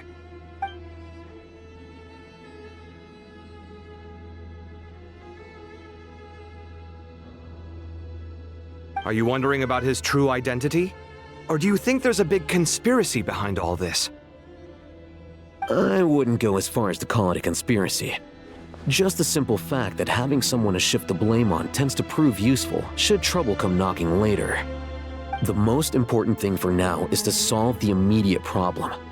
Perhaps that man knew you wouldn't have the resources to investigate his background and so didn't put much effort into disguising himself. This is all getting a little cryptic for me. I'll let you guys talk while I take a walk with Liloupar. Jeht? Aren't you with the Blazing Beasts? What a coincidence. Didn't expect to run into you here. We're mercs. You can run into us anywhere. Who's this with you? So, did you find the solution you were looking for in the Temple of Silence? You bet we did. This place is incredible. It has everything. So far, we've discussed a plan and verified its feasibility. Building a new system from scratch is out of the question. So our only option is to modify the Akasha using certain resources we hope to find in the mausoleum of King Deshret. According to certain sources in the Temple of Silence, there is a core device in King Deshret's mausoleum known as Aaru. Little is known about this device in academic circles, which suggests it was hidden quite effectively.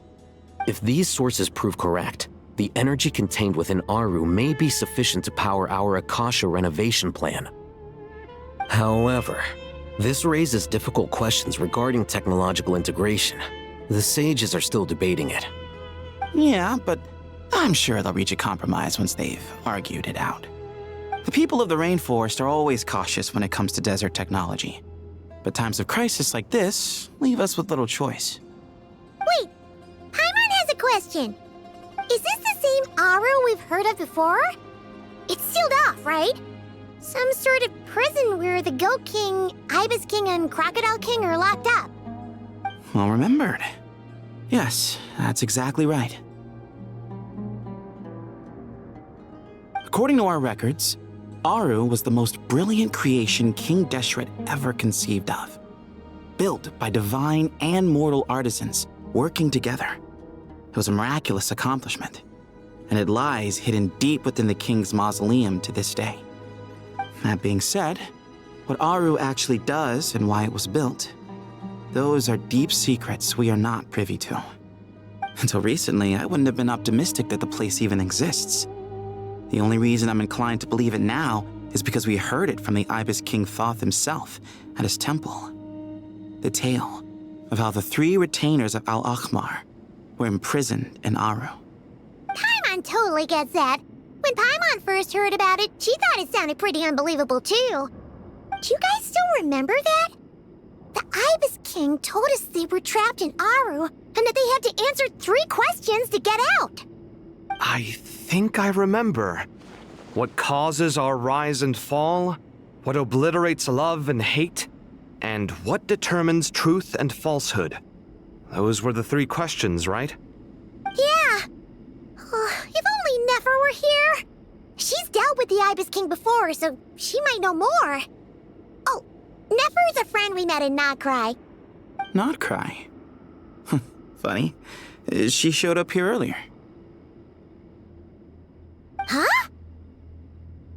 Yeah. Had another lady with her too. Both said they knew you. They contacted the Sages, claiming they might be able to offer some assistance. Really? They came here to help out? Yes, really. It was just before you got back. One of them said she's made Nod Cry her home. If she's the person you were talking about, then... Looks like betting on Aaru was the right choice. See? They're right over there. Nicole! Nefer! Why, hello! We're here to help.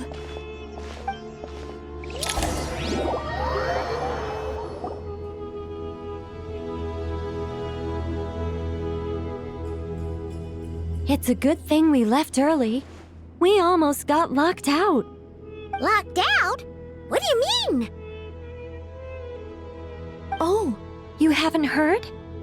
An invisible barrier has appeared around Sumeru's borders, cutting off all travel in and out. No one can leave and no one can enter. Sumeru has become a lonely island. Are the Fatui behind this too? Actually, no. This has nothing to do with them. I suspect it's a defense mechanism within Irminsul itself. Irminsul is the source of Tevat's ley lines, after all, and Sumeru is the nation closest to it. I imagine this function was put in place to seal the entire region off in the event of serious damage, preventing the disaster from spreading to the rest of Tevat.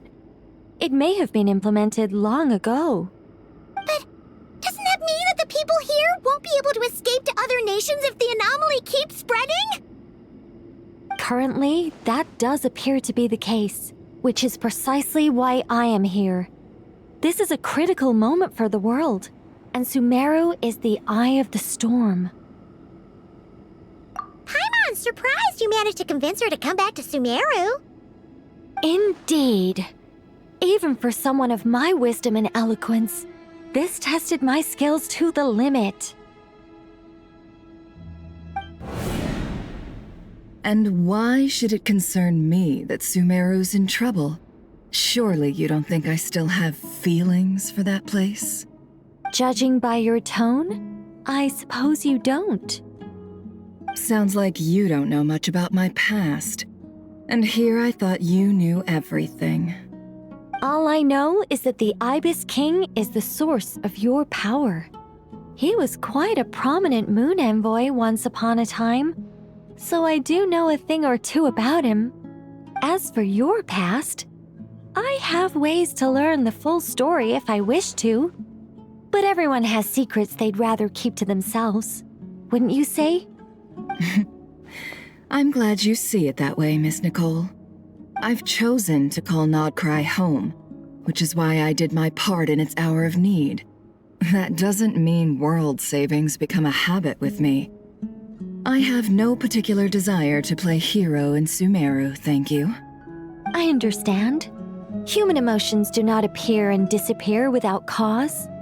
There is always a reason to be found behind both salvation and destruction. Still, if time has taught me anything, it's that human emotions are often complex and in conflict. That's why people change their minds about things all the time. But that's where we angels come in. Our duty, ultimately, is to guide people towards their deepest, truest desires and help bring them to fruition. So I wish to hear about your past, because I do not believe you are motivated by hatred alone. And if we still arrive at different conclusions in the end, that's okay.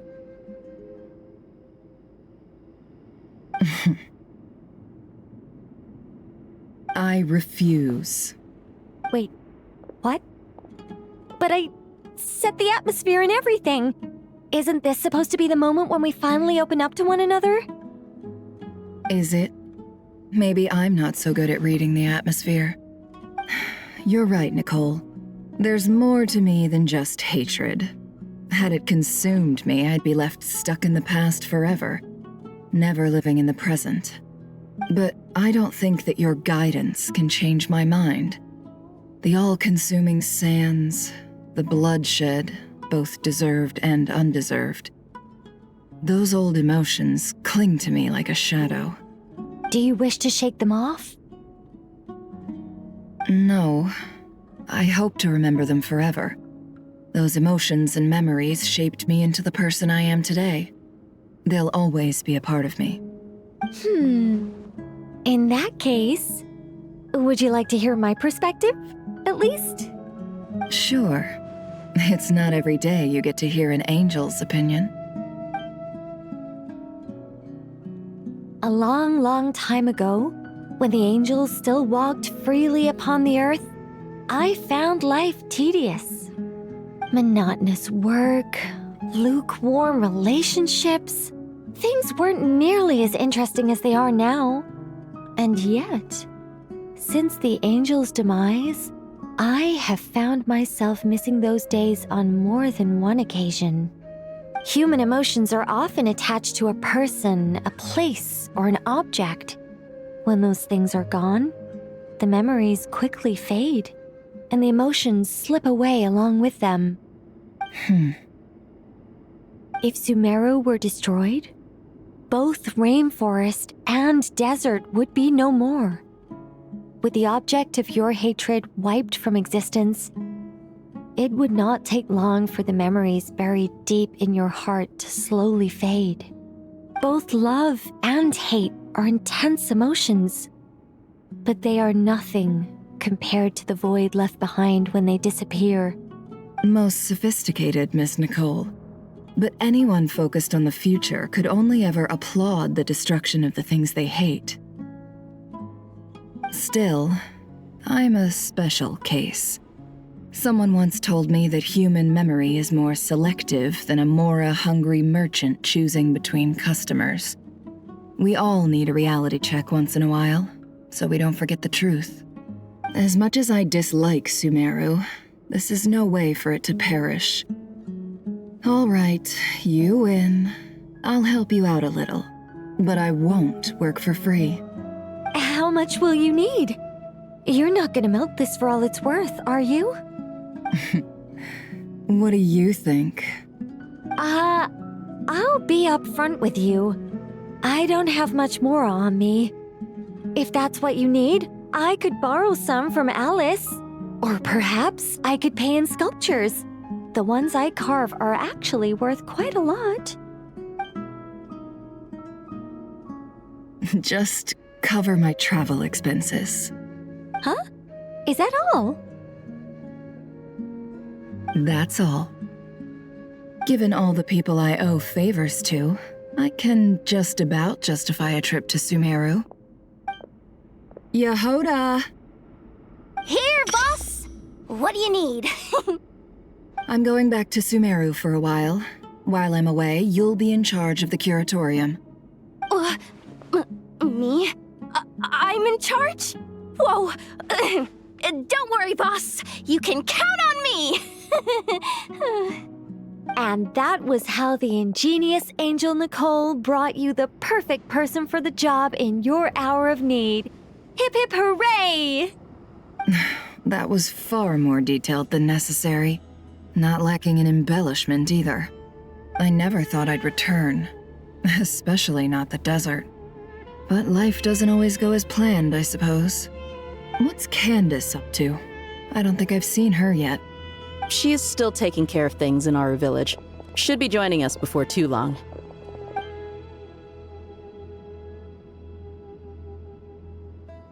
Oh, and sorry. Hope we're not interrupting anything. We have some good news, though. We're planning to go to the mausoleum of King Deshret to look for the legendary Aaru, then use it to try and restore the Akasha system. According to records in the Temple of Silence, the mausoleum houses something called Aaru's Chute, which can be used to establish connection with Aaru. We still have some time before we leave, so there's no rush. By the way, who are these two new faces? Just call me Nefer. I'm based in Nodcry. Did I hear you mention Aaru? Correct. Well, I happen to have a connection with one of the 3 retainers imprisoned inside, the Ibis King. I'm here to get things done, so if you don't mind, I think I should come with you. That sounds perfect. Miss Nefer, Are you from the desert by any chance? Why do you ask? I don't know. There's a familiar air about you. Plus, you mentioned Candace. Sorry, I don't mean to pry. It was just a random thought. I'm Dehya, an Eremite mercenary. My work usually keeps me out in the desert. I'm on good terms with Dori, and she's mentioned you all before. It's nice to finally put faces to the names. However, my associate here is probably less well acquainted with you. Why don't you all introduce yourselves? Actually, I'm a little better acquainted than you might think. Huh? Huh. Are my eyes playing tricks on me? It looked like you spoke without moving your mouth. Ventriloquism. I have heard tell of it before. What is it, Collei? It's you! You're the voice who's been speaking in my head, aren't you? You encouraged me to report my dreams to the Dendro Archon, and got me to recite that magic prayer. Mm-hmm. I have many titles, but let's go with the most pertinent one. I am Nicole Rain, an angel who has lived since ancient times. An angel? Sounds like a big deal, but, what exactly is an angel? Oh, Well, we're a rather long-living race of beings. Not gods, technically, but we can still tell you a lot of stories from ancient history. Yep, and she's also an amazing sculptor. You could say she's a real creative type. Well, ma'am, if both the Traveler and Paimon give you rave reviews, you must be pretty impressive. Oh, please don't call me ma'am. I find it so awkward when people get too formal with me. Just relax and be yourselves. No need to be nervous. Miss Nicole, if it's okay, could I ask you a few questions? Yes, you may. I can see your heart is filled with confusion, and you are desperate for answers. I also know which questions you want to ask me. Why did you dream of Sumeru City in disarray? Why did those verses soothe the Jinn only when recited by you? I can guide you to the truth, but it involves a personal secret of yours. I'd prefer to speak with you alone, if possible.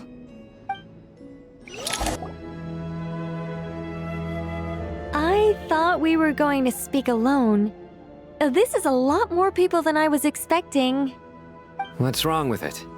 Even the doctors at Dar al-Shifa allow patients to be accompanied by family members. Well, if Collei doesn't mind her secret being revealed, I have no problem with it. Thanks for being so considerate, Miss Nicole. I don't know what secret you mean, but whatever it is, there's no need for me to hide it from my closest friends. Closest friends? It's so nice to hear that. All right. In that case, I'll get right to it. Collei, are you aware that there are god remains inside your body? I am. When I was young, I got sick with Elazar. Nothing could cure it. The Fatui convinced my mom and dad that they could help, and I was sent to an unfamiliar place. There were a lot of other kids just like me there. This creepy guy injected us with some strange medicine, which I heard contained god remains. I can still remember the pain like it was yesterday. But thanks to the friends who've stuck by me all this time, I've gradually been able to overcome those memories. Anyway, so you're saying that what happened to me has something to do with the god remains they injected me with? Yes. Those were the remains of Nabu Malikata, the goddess of flowers. What? Huh. Fascinating. You don't seem surprised like the rest of us. Why? The possibility crossed my mind when Collei recited the Goddess of Flowers song and calmed the Jinn. You made Paimon doing here, Liloupar? I was merely passing through when I heard the name of the goddess of flowers. Be assured that I share your surprise. You, with the hat. Are you certain? I sense no trace of the Lord of Flowers within her. Well, it is a very small fragment. Unless special methods are used to manifest its power, even her closest acquaintances would find it near impossible to detect. After the goddess passed away, her remains were scattered across the desert. King Deshret gathered all the pieces he could find and buried them in the Eternal Oasis. But some fragments remained unaccounted for. Eventually, the Fatui must have found a way to track some of them down. Presumably for use in some experiment. It's not an uncommon occurrence. You're more shaken than I thought. In one sense, you've been extraordinarily lucky. So many people who yearn for this kind of power never attain it, yet you have coexisted with her all this time without even realizing it. I don't know what to say. I'm glad that I could help everyone with this power, really. But knowing that a fragment of the Goddess of Flowers is inside my body is... it's a strange feeling. Well, people value their autonomy very highly. Even a well-intentioned intruder can shake one's sense of self. I understand how you feel, Collei. But once you get used to it, you'll find it's nothing to be concerned about. Huh. I guess you, of all people, have a good reason to speak on this. 2 good reasons, in fact. Incidentally, 3 is the maximum number of Hermanubis' Ba fragments that I could bear. Let me guess. Because 2's company, but 3's a crowd? Thanks for helping to explain the joke, Tighnari. Not my intention. Goddess preserve me. I should take my leave. This boy in his wolf's head hat speaks much too differently from the Hermanubis I remember.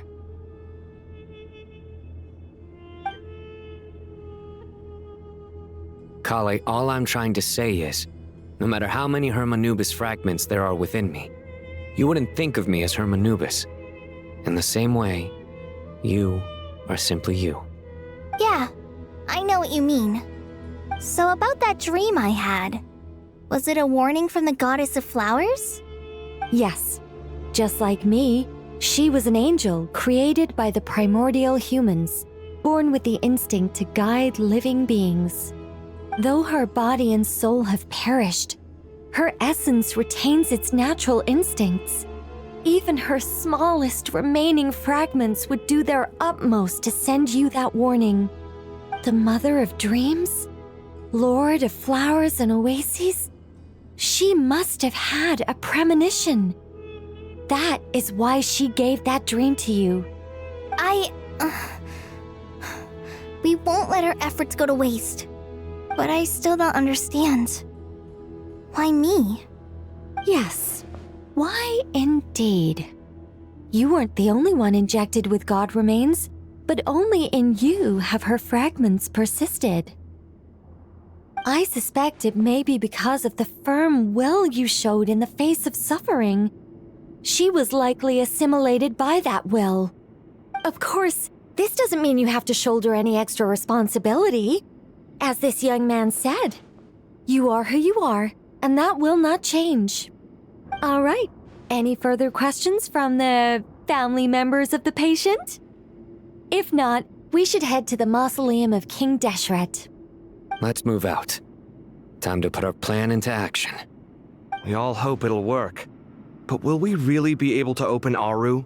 And even if all 7 pillars of King Deshret agree to let us proceed, the scale of the work to follow is daunting, to say the least.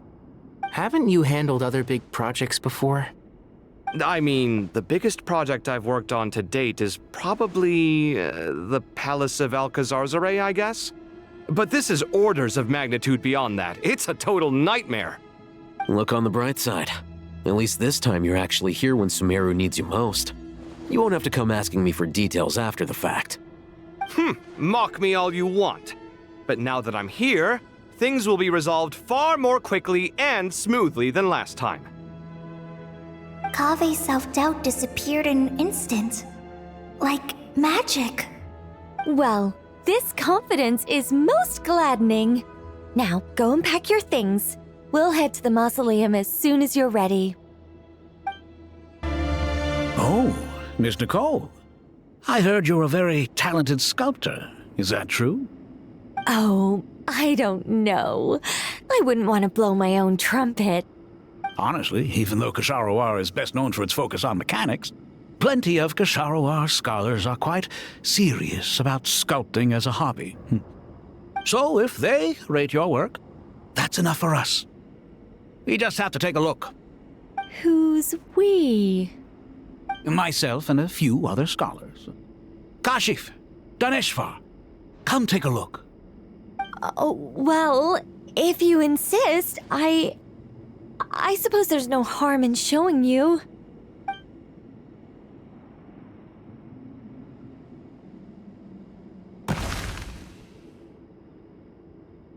Whoa!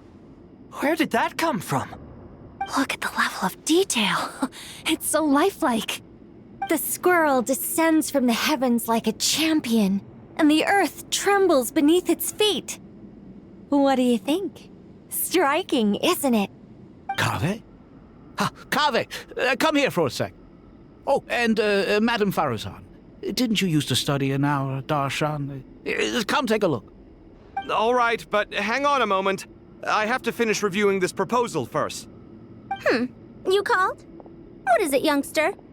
This squirrel statue. Isn't it cute? Oh, a squirrel. I wouldn't say cute per se. The realism is what stands out to me. Were you trying to carve a statue of a hero, young lady? Oh, a hero? I suppose so.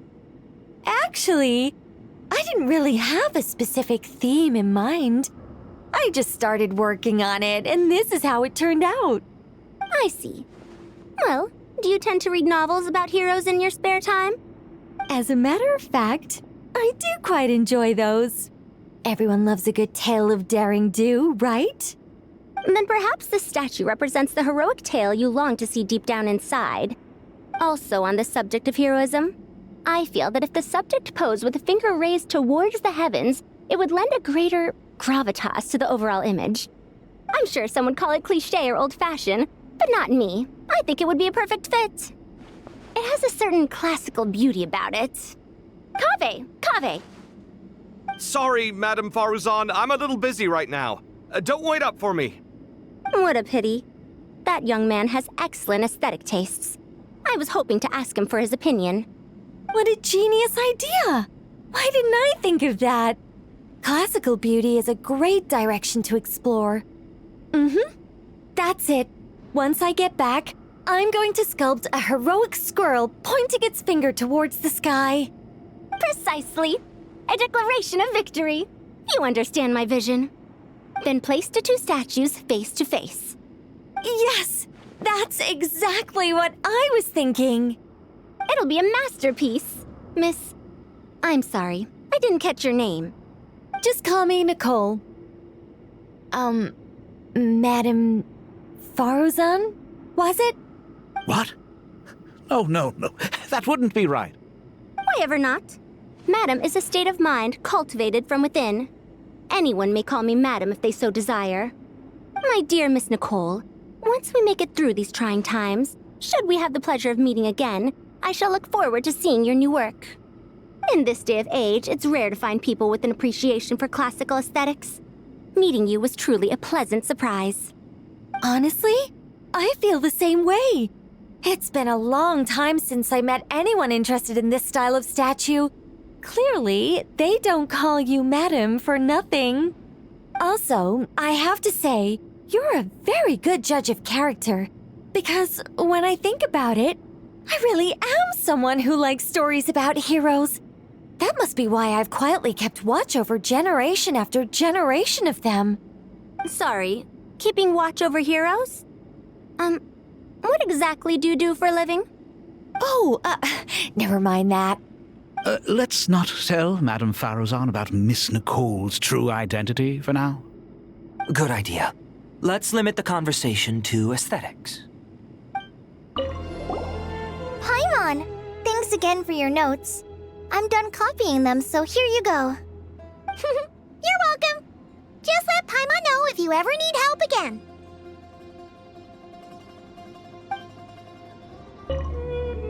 Oh, so many books.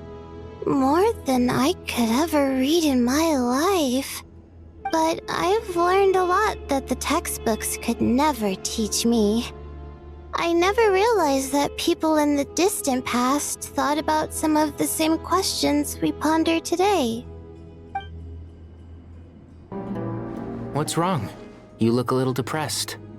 Collei got a fragment of the Goddess of Flowers, and all I got was one of the 7 pillars who served under King Deshret.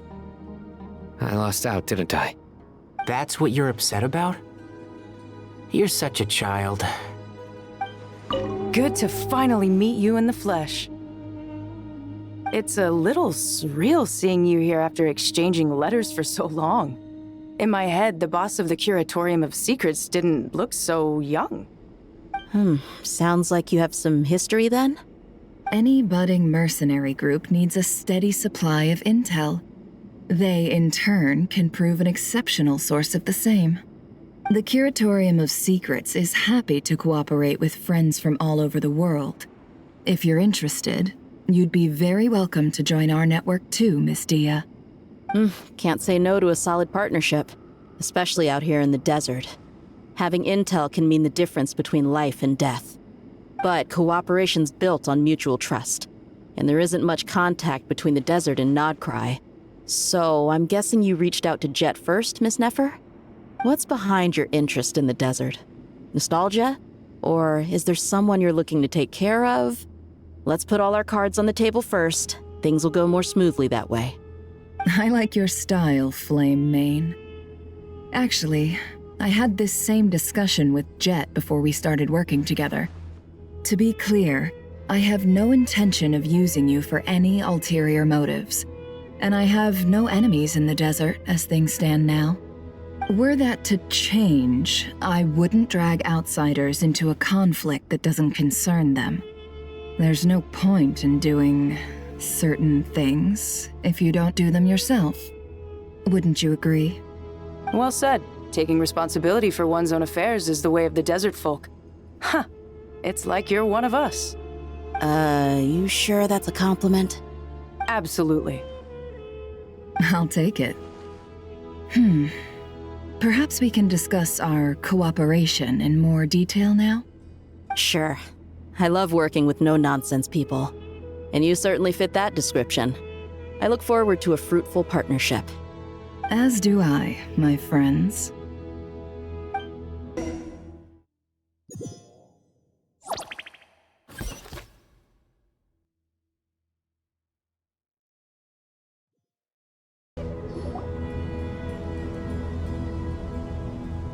Why, we've not seen so many visitors ever, really.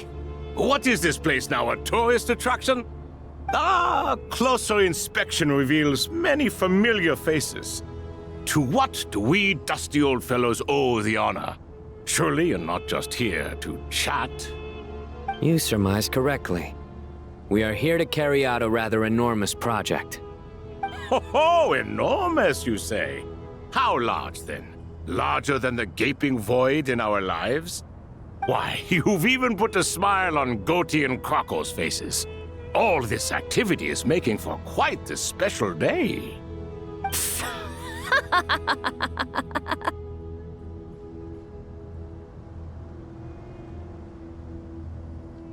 I know that laugh. Liloupar? What on earth are you doing here? Oh, this is hilarious. Turns out good things really do come to those who wait. As long as you stay alive long enough. When did you 3 get locked up in here? And still you act all high and mighty, putting on a show for the younglings. Truly hysterical. Why, you... Yes, I know, no need to shout. You're right, Liloupar. Goatee, Crocco, and I all have the same problem. But didn't King Deshret seal you away? How did you break free, and how did you get in here?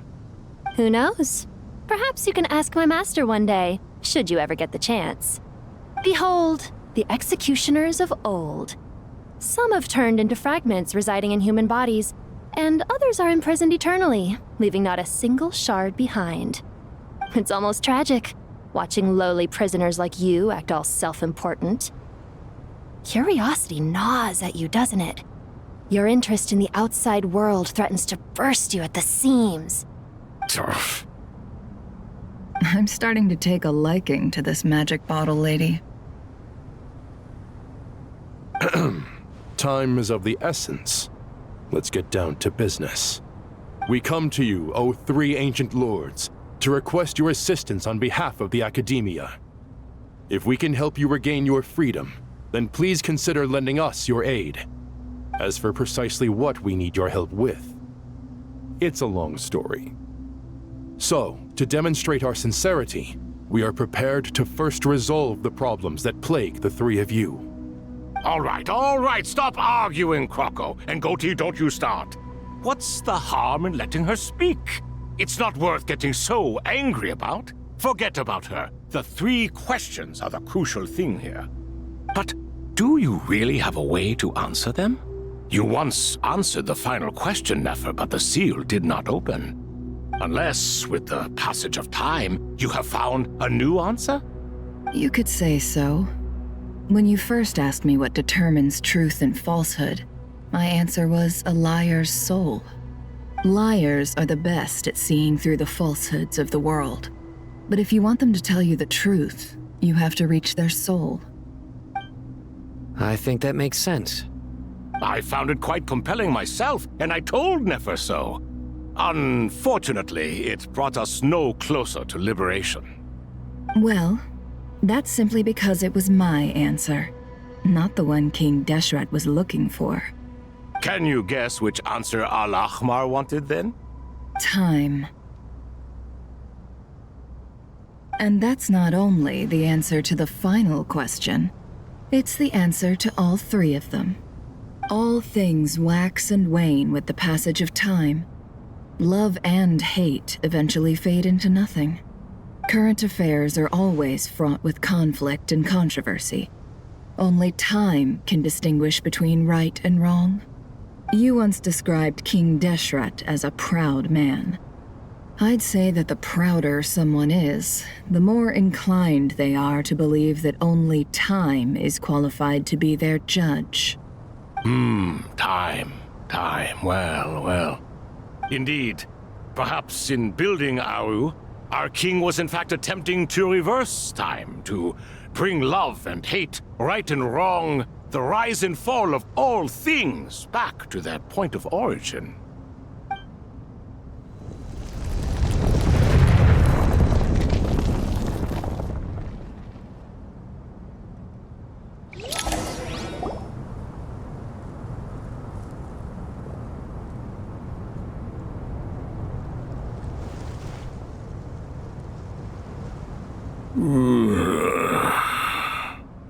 This is the most eventful day I have experienced in a long time. You have my sincere gratitude. Are those three of the 7 pillars? Turns out the statues were quite faithful to the source. You three seem to be in good spirits. Prison can help a person grow and learn to cherish what they have. Nevertheless, after everything you've done for me, I sincerely hope you never have to experience it for yourself. Hello, Nefer. It's good to see you, Thoth, the Ibis King. Nice. Definitely puts my mind at ease, seeing you two getting along so well. Should we maybe introduce ourselves, or... Sure. I'm Sethos, the current leader of the Temple of Silence. This is General Mahamatra Cyno, and this is the former Spontamat sage, Cyrus. But I'm guessing none of that means a whole lot to you. Everything is equally new to us, in truth. We've been gone from this mortal world for longer than you can imagine. Let's hold off on the introductions for now. We can always ask Nefer about you later. It'll give me something to talk about with my chosen disciple. You're like a helpless parent. Gods and people of yore are not necessarily welcome in today's world. Self-awareness is one of my finest qualities. I thought I ought to share its fruits with you two. Is that so? Well, I think we'll take it in stride, just as we did with the 3 questions. Let's not forget, it was my persistence that won you both your freedom. Fair point. I have to applaud your persistence. And I must praise you for your wisdom. Now, state your wishes, young ones. I'm sorry? Why, your tremendous accomplishments deserve a reward, do they not? You must let us do something for you in return. General Mahamatra, what do you think? I won't beat around the bush. Sumeru is facing a crisis the likes of which have never been seen before. And we need your help. Every calamity throughout the ages has been connected to us in one way or another, whether we were its cause or consequence. Whatever is wrong with Irminsul, it severely affected the Dendro Archon. She fell into a coma, and is currently receiving treatment from the Dendro Dragon. The Dendro Dragon? I'm sorry, the Dendro Dragon is helping to heal the Dendro Archon? Not Apep, surely. Not vicious, cruel Apep, who possesses no virtues aside from her basic instincts. Ah, good heavens. Oh, I shudder to think what could have caused Lesser Lord Kusanali to suffer such a plight. Still, why would the Dendro Dragon lend you her aid? She has always held nothing but contempt for the Archons. I suppose she and Kusanali must have some history. You can help us make history too. Smooth talker. Well said, lad. Currently, no one can connect to Irminsul. We hope that by opening up Aaru and making some modifications to it, we can use its technology to our advantage. Unfortunately, Aaru is an imperfect creation. King Deshret never managed to realize his full vision before his death. Much remains to be done if it is to be pitted against Irminsul itself. Besides, I hear your reasons, but to give Aaru up over such would be... The archaeological records clearly indicate that although Aaru's construction took a long time, it was not beyond human means to achieve. Modern technology should solve the efficiency issues. We have no choice but to go all in on this. This is by no means a threat. But the only reason we helped you escape from Aaru was to gain the necessary leverage to negotiate with you. You asked us to state our wishes, and we have. Each one of us here needs your help, as do all the thousands of people living in Sumeru. They need you, and they need Aaru. What do we think, my fellow old fogies? Shall we lend our support or not? Since you ask so nicely, naturally. Naturally what? Are you for or against? I simply mean we shall do what comes naturally. You claim that you wish to open Aaru. Know you then that the golden slumber created by King Deshret is preserved within? We do. We understand the risks involved. In all likelihood, the mortal world will never again be able to replicate King Deshret's work. Never will there be another chance to come so close to creating a utopia. Knowing this, are you sure of your decision? We are sure. Before people can dream, they must first live. If your minds are made up, very well. We shall summon our erstwhile colleagues to discuss this further. Saint Shezepank, Saint Bennu. Once you surrendered to silence and were buried with King Deshret. But now, we invoke the right to awaken you with our voices.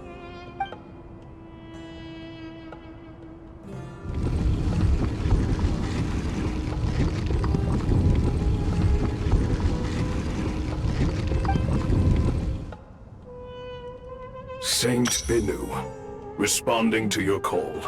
3 kings detected. Initiating autonomous will.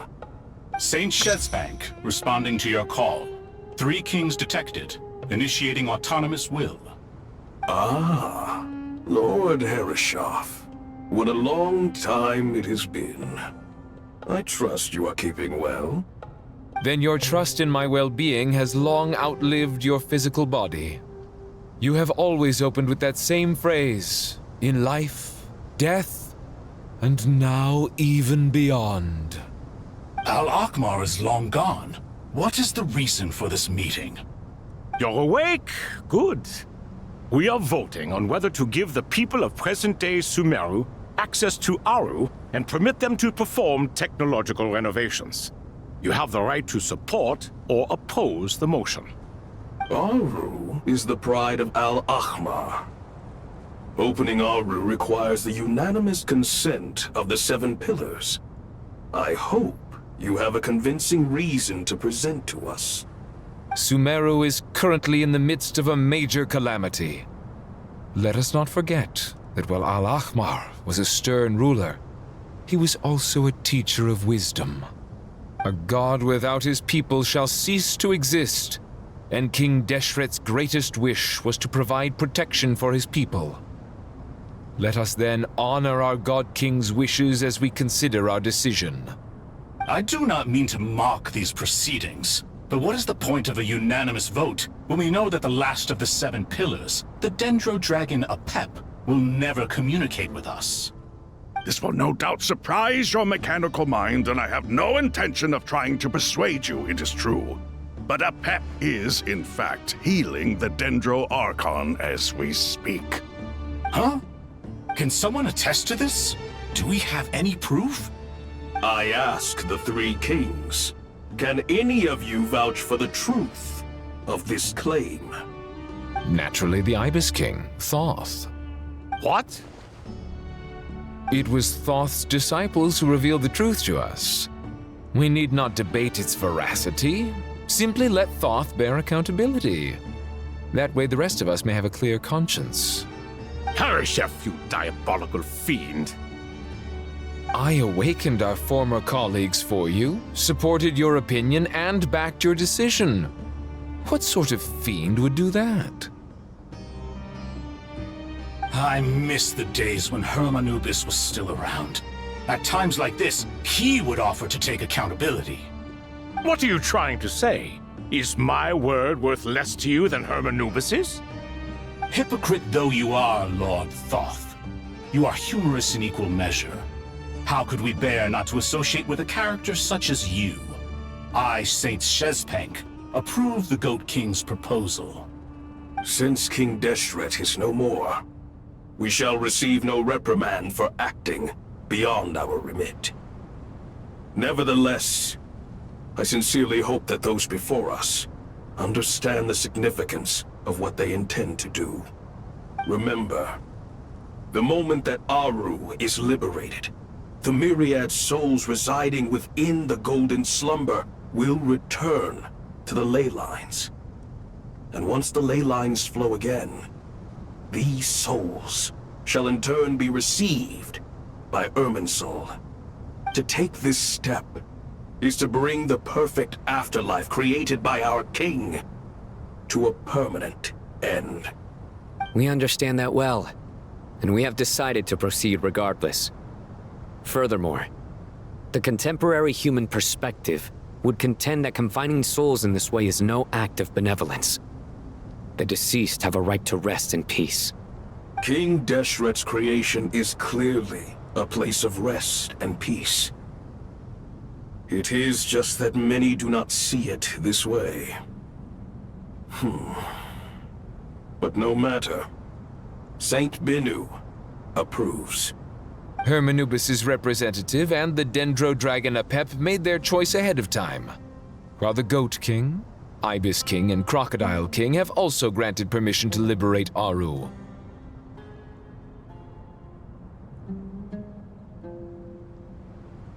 By the grace of His Majesty, guided by His wisdom and will, let the gates of Aaru be reopened.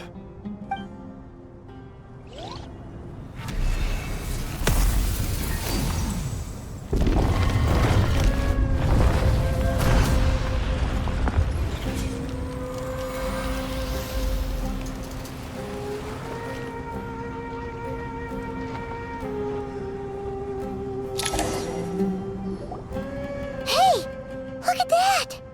What's this? Are we under attack? No. Wait, it's...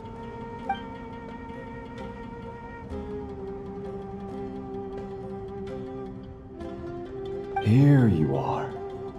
Through the sands of time. I see you. Father. Father, is it really you? It's Jet's father, Jibriel! That's right! He entered the Golden Slumber, didn't he? I smell blood and sand on you. You've grown. Strong as a wild beast, and without shedding a tear. You have to leave, don't you? Please, just answer me this. What should I do for you? This meeting is a blessing from the gods. My soul, once imprisoned along with that of Samael, is finally free. I am truly grateful for the chance to see you again.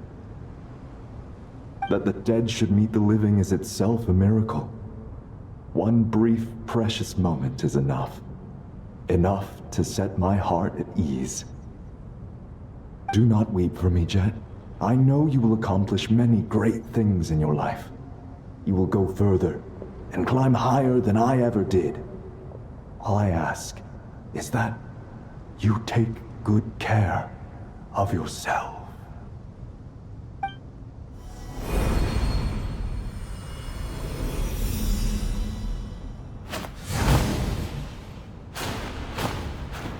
Father!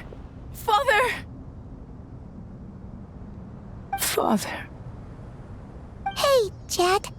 Do you want something to eat? Maybe it'll help you feel better. I'm fine. Thanks, Paimon. It was just a little sudden. The chance to see my father again meant the world to me. He was trapped in the Golden Slumber for our sake. And now, after all this time, he can finally rest in peace. I'm glad. It's a huge relief. You've grown strong, Jet. More than enough to fend for yourself. Yeah. I'll leave the past in my memory where it belongs. My family, the good times and the bad. Goodbye, Father.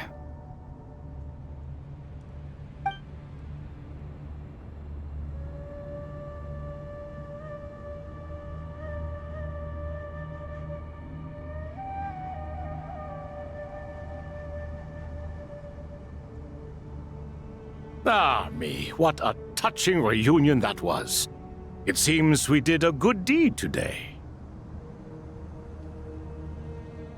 We three retainers, once imprisoned for our iniquity, are surely the least qualified to judge whether this deed is good or bad. Either way, Aaru is open. Now you have your opportunity, and with it, whatever trouble may ensue. Although Aaru was created by a god, human craftsmanship was nevertheless required to build the gate that connects it to this world. Perhaps the relationship between gods and humanity follows a similar principle. As for your proposed renovations, we cannot determine which functions to keep or discard. Proceed as you see fit, but please entrust the task to your most accomplished scholars, or Bennu will be most displeased. It matters not. The Ibis King shall be accountable if any problems arise. Ibis, you chose to take on disciples, and so it follows that you must accept the risks of associating with humans. If I'd known you'd be like this, I would have locked all of you away in Aaru, never to leave again for all eternity. All of us? What does this have to do with me? Vilify me no further. Scholars, since you have liberated Aaru, allow me to present you with a gift. Using Aaru's power, we shall install a defense mechanism at our king's mausoleum. You must be guarded even against Irminsul itself. This shall afford you some convenience. Unseen and unheard. From this moment forth, none may by sight or hearing perceive anything said or done within the mausoleum. Amazing. And all this is achieved just with the power of Aaru? With technology from the heavens, the possibilities are endless. Just because King Deshret did not use it for this purpose does not mean that it cannot be done. So, marvel away. This is the reward you have earned. All right. Well, that resolves the issue of confidentiality. What about the technical side? Do we have the manpower? Why, yes. I've already contacted them. They'll be here soon.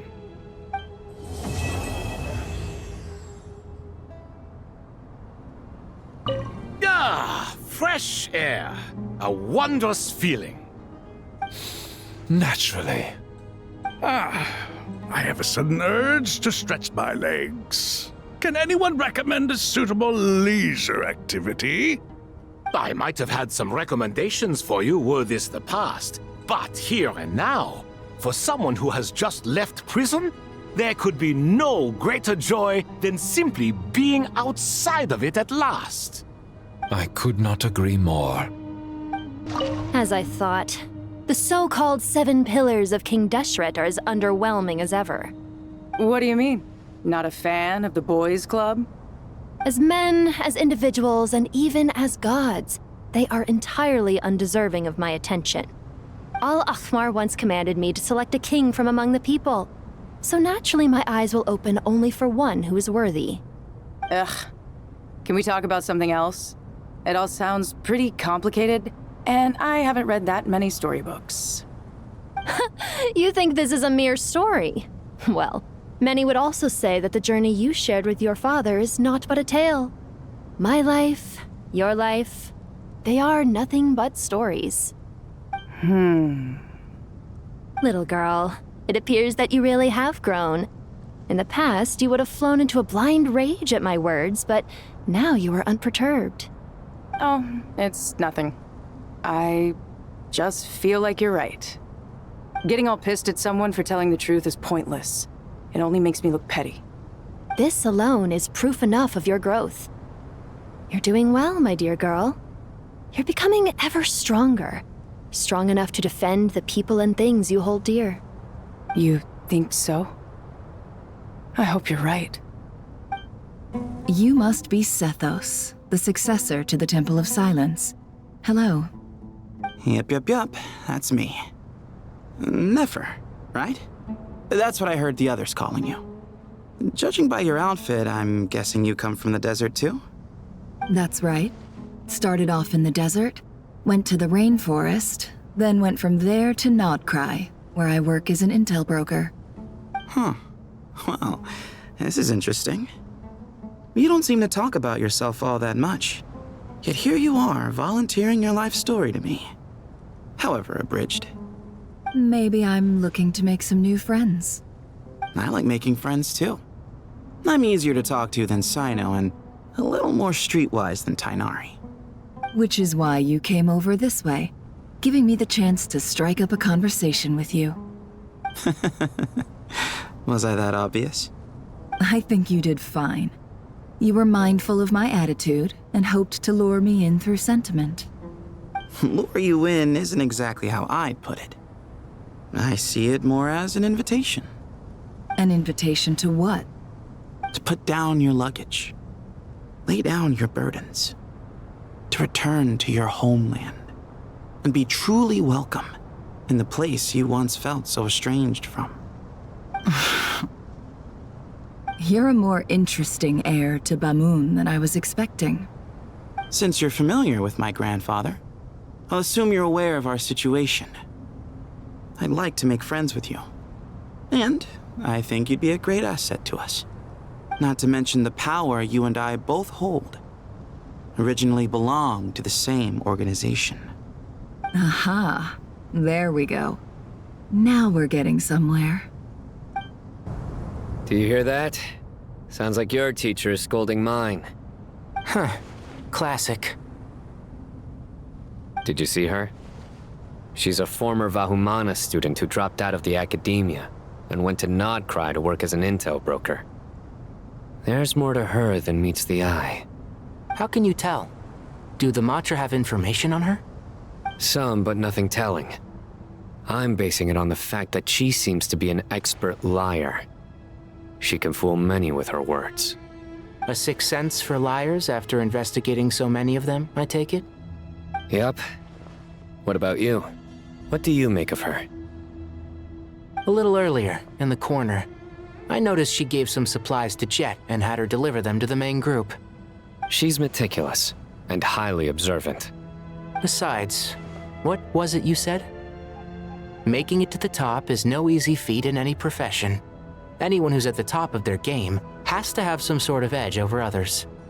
It's true, but she's not the only one at the top of her game. I also am, and so are you. Sure, but what's to guarantee she won't overhear us talking about her? Don't worry, I have my methods.